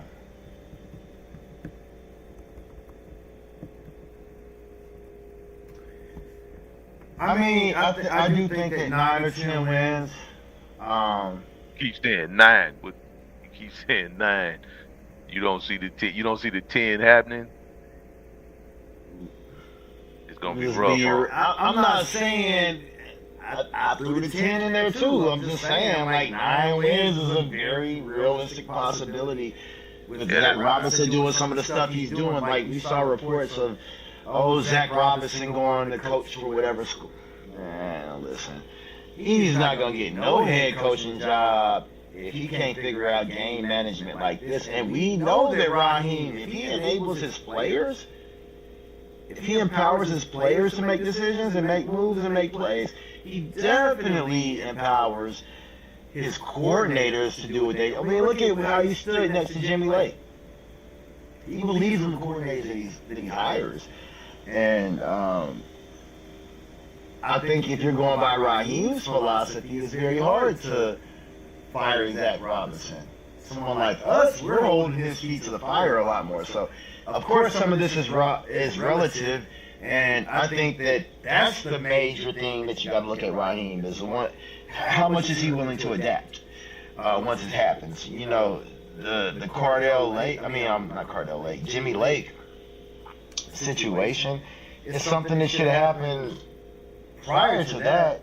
The Kirk Cousins situation is something that should happen prior to that when it happened. So I'm not sure what made him. Well, he coached with Zach Robinson, so I know that's part of what made him hire him. As with Dan Quinn, he hired the people in Atlanta because he hired coaches that he thought was hard to coach against. He hired coaches who he thought gave him a problem, gave him trouble. I think that's a great philosophy. I think that's a really good way to go about things. I just don't think that you can enable people to keep doing what they're doing, and if there's no change, you don't do something about it eventually. Right. I agree. Yeah, you may not do something initially, but what are you gonna do long term? So. Right. I agree. But I'm back spinning the block with what you're saying about Zach. There's been coaches before, and I guess just the fact that you have NFL experience, people are more up. Now, he might not get an NFL head coaching job, but he can get, like, I think he was talking about Texas Tech or so. Not Tech. I don't know if it was Texas Tech. It was some school in Texas. But he could get a head coaching job. Because, look at Sarkisian. Sark came here. He only was here for 1 year. We made a playoff run 2017, I believe it was. And look, Sark is he went, I want to say he was the offensive coordinator for Alabama, maybe 1 or 2 years then. Now he's the head coach for Texas. So he didn't transition directly into a head coaching spot, but for some reason, Zach Robinson he's just drawing more attention than Sark did in the beginning. So there's still that possibility that he leaves us. He doesn't necessarily have to get fired. He could just leave us for a head coach job at the collegiate level. And there's a lot of colleges out there to say where he could possibly land at if that's what he decides to do. And so even in the preseason, I can remember there was a time when T.J. Yates was running the offense, and I'm thinking that was predicated off because Raheem came in, he was talking about building throughout the organization internally versus just going out, burning everything down and finding a guy on the outside and then bringing him in. He was more where he wanted to hire internally. Now, he didn't do that with Brick. When he went and got Brick, he went and got Brick. But he had already worked with Brick. Him and Brick was on staff together. Right. And, Coach Quinn was here. Coach Dan Quinn was here. They was on staff together. So that was already their level of familiarity. So he didn't actually. And then when he brought the guys in, the people that were already here, they was like all for Brick coming in and being the coordinator. So that was a little different from what he was talking. But it's like that was the verbiage that he put out there was that, okay, when I hire people, I want to hire internally. I don't want to just burn everything down and just go find some guy outside and bring him in, which is cool. But hey, look, if you get a chance to get a swipe at a real solid offensive coordinator coming off of a head job, coaching job, which usually brews some form of success, somebody gets fired and then, hey, they might have been a sorry head coach, but they're a great coordinator. Hey, that's what you do. You go get that guy. So that's just my opinion. But hey, that's maybe not how Raheem does it. And if Raheem wins 10 games, he's not getting fired next year either. So I don't know if he gets fired. If he wins 9, he's not getting fired either. Only way Raheem is gonna be on the chopping block is he's in that 7 to 8 game range.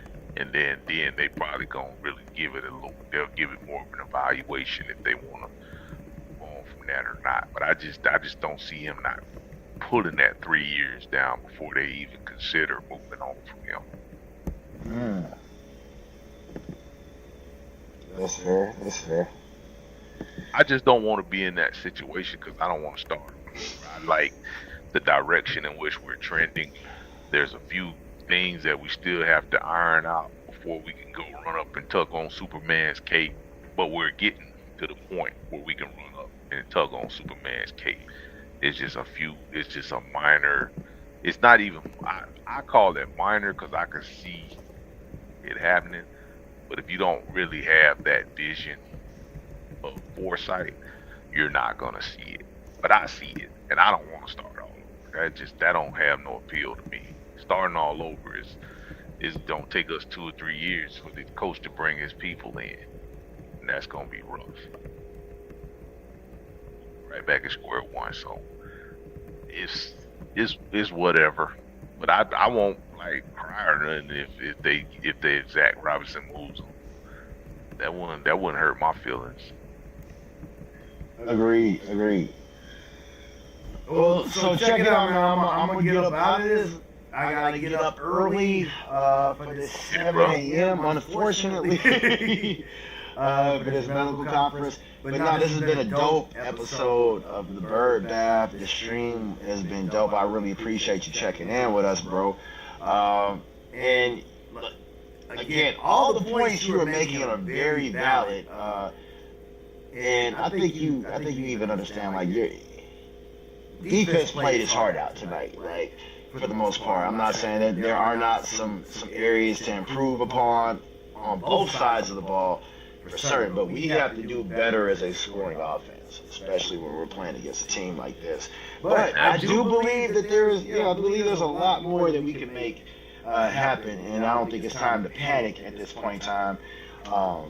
So, and I don't even think, like, you asked me, like, hey, what do I mean by the luck thing? I don't think it's a thing that we have to rely on luck for everybody. We just got to go out here and win a lot more of our games. The more that we lose early on, the more we have to win later on. But, yeah, again, if we get to that 9 to 10 win total, and I'm just being realistic about it, rookie quarterback, so on and so forth, will make us special. Is if we could do that while we have a lot of those same guys that we drafted still under contract like the Legion of Boom did, and we can incorporate some other free agents that are not necessarily signed or whatever. But I do like our chances, man. So we're definitely gonna keep everything popping with this. continue everybody out there on the stream to keep checking in on us with the Falcons Bird Bath. Like I said, I'm gonna put a link in the description for Falcon Nation. Great group for you to just kind of collaborate with and tap in with. But it's still a wide open league right now. I don't know. What do you think of closing, D? I mean, I still think it's still plenty of time, and there's a lot of moves that can be made. Right. No, it's like you said. You pointed it out. You said it best, man. We got 11 weeks left. There's no guarantees in this. Like, you step on that field, somebody got to win, somebody got to lose. We just got to turn these wins more so, versus losses. No one wants to lose, but there will be times when we're in these boats. And if you look at it in hindsight, we didn't get dog walked tonight. It was just, we just lost the game. Hopefully the guys do what they did last time we lost the game and take this as on the chin and learn from, their mistakes and grow from this. So that's all I could throw out there to that. And like I say, 11 weeks. We got 11 more weeks of this.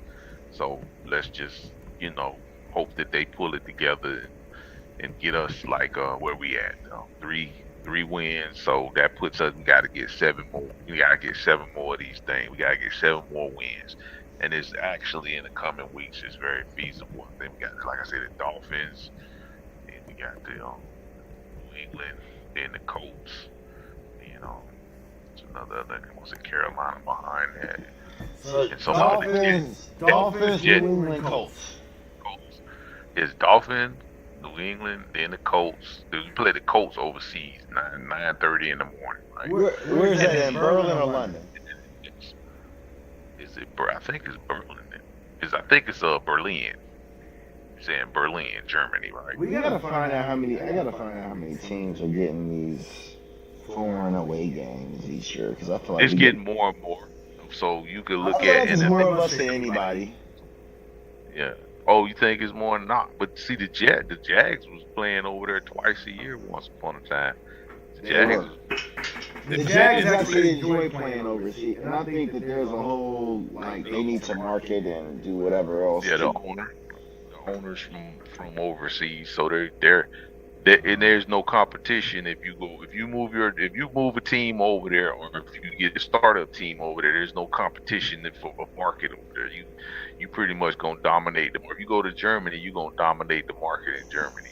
That's a lot of money. So, understandably so. So that is we go over here, we play, and then we play the Jets right behind that. So the point being, those what is that? What did I name? 4 games.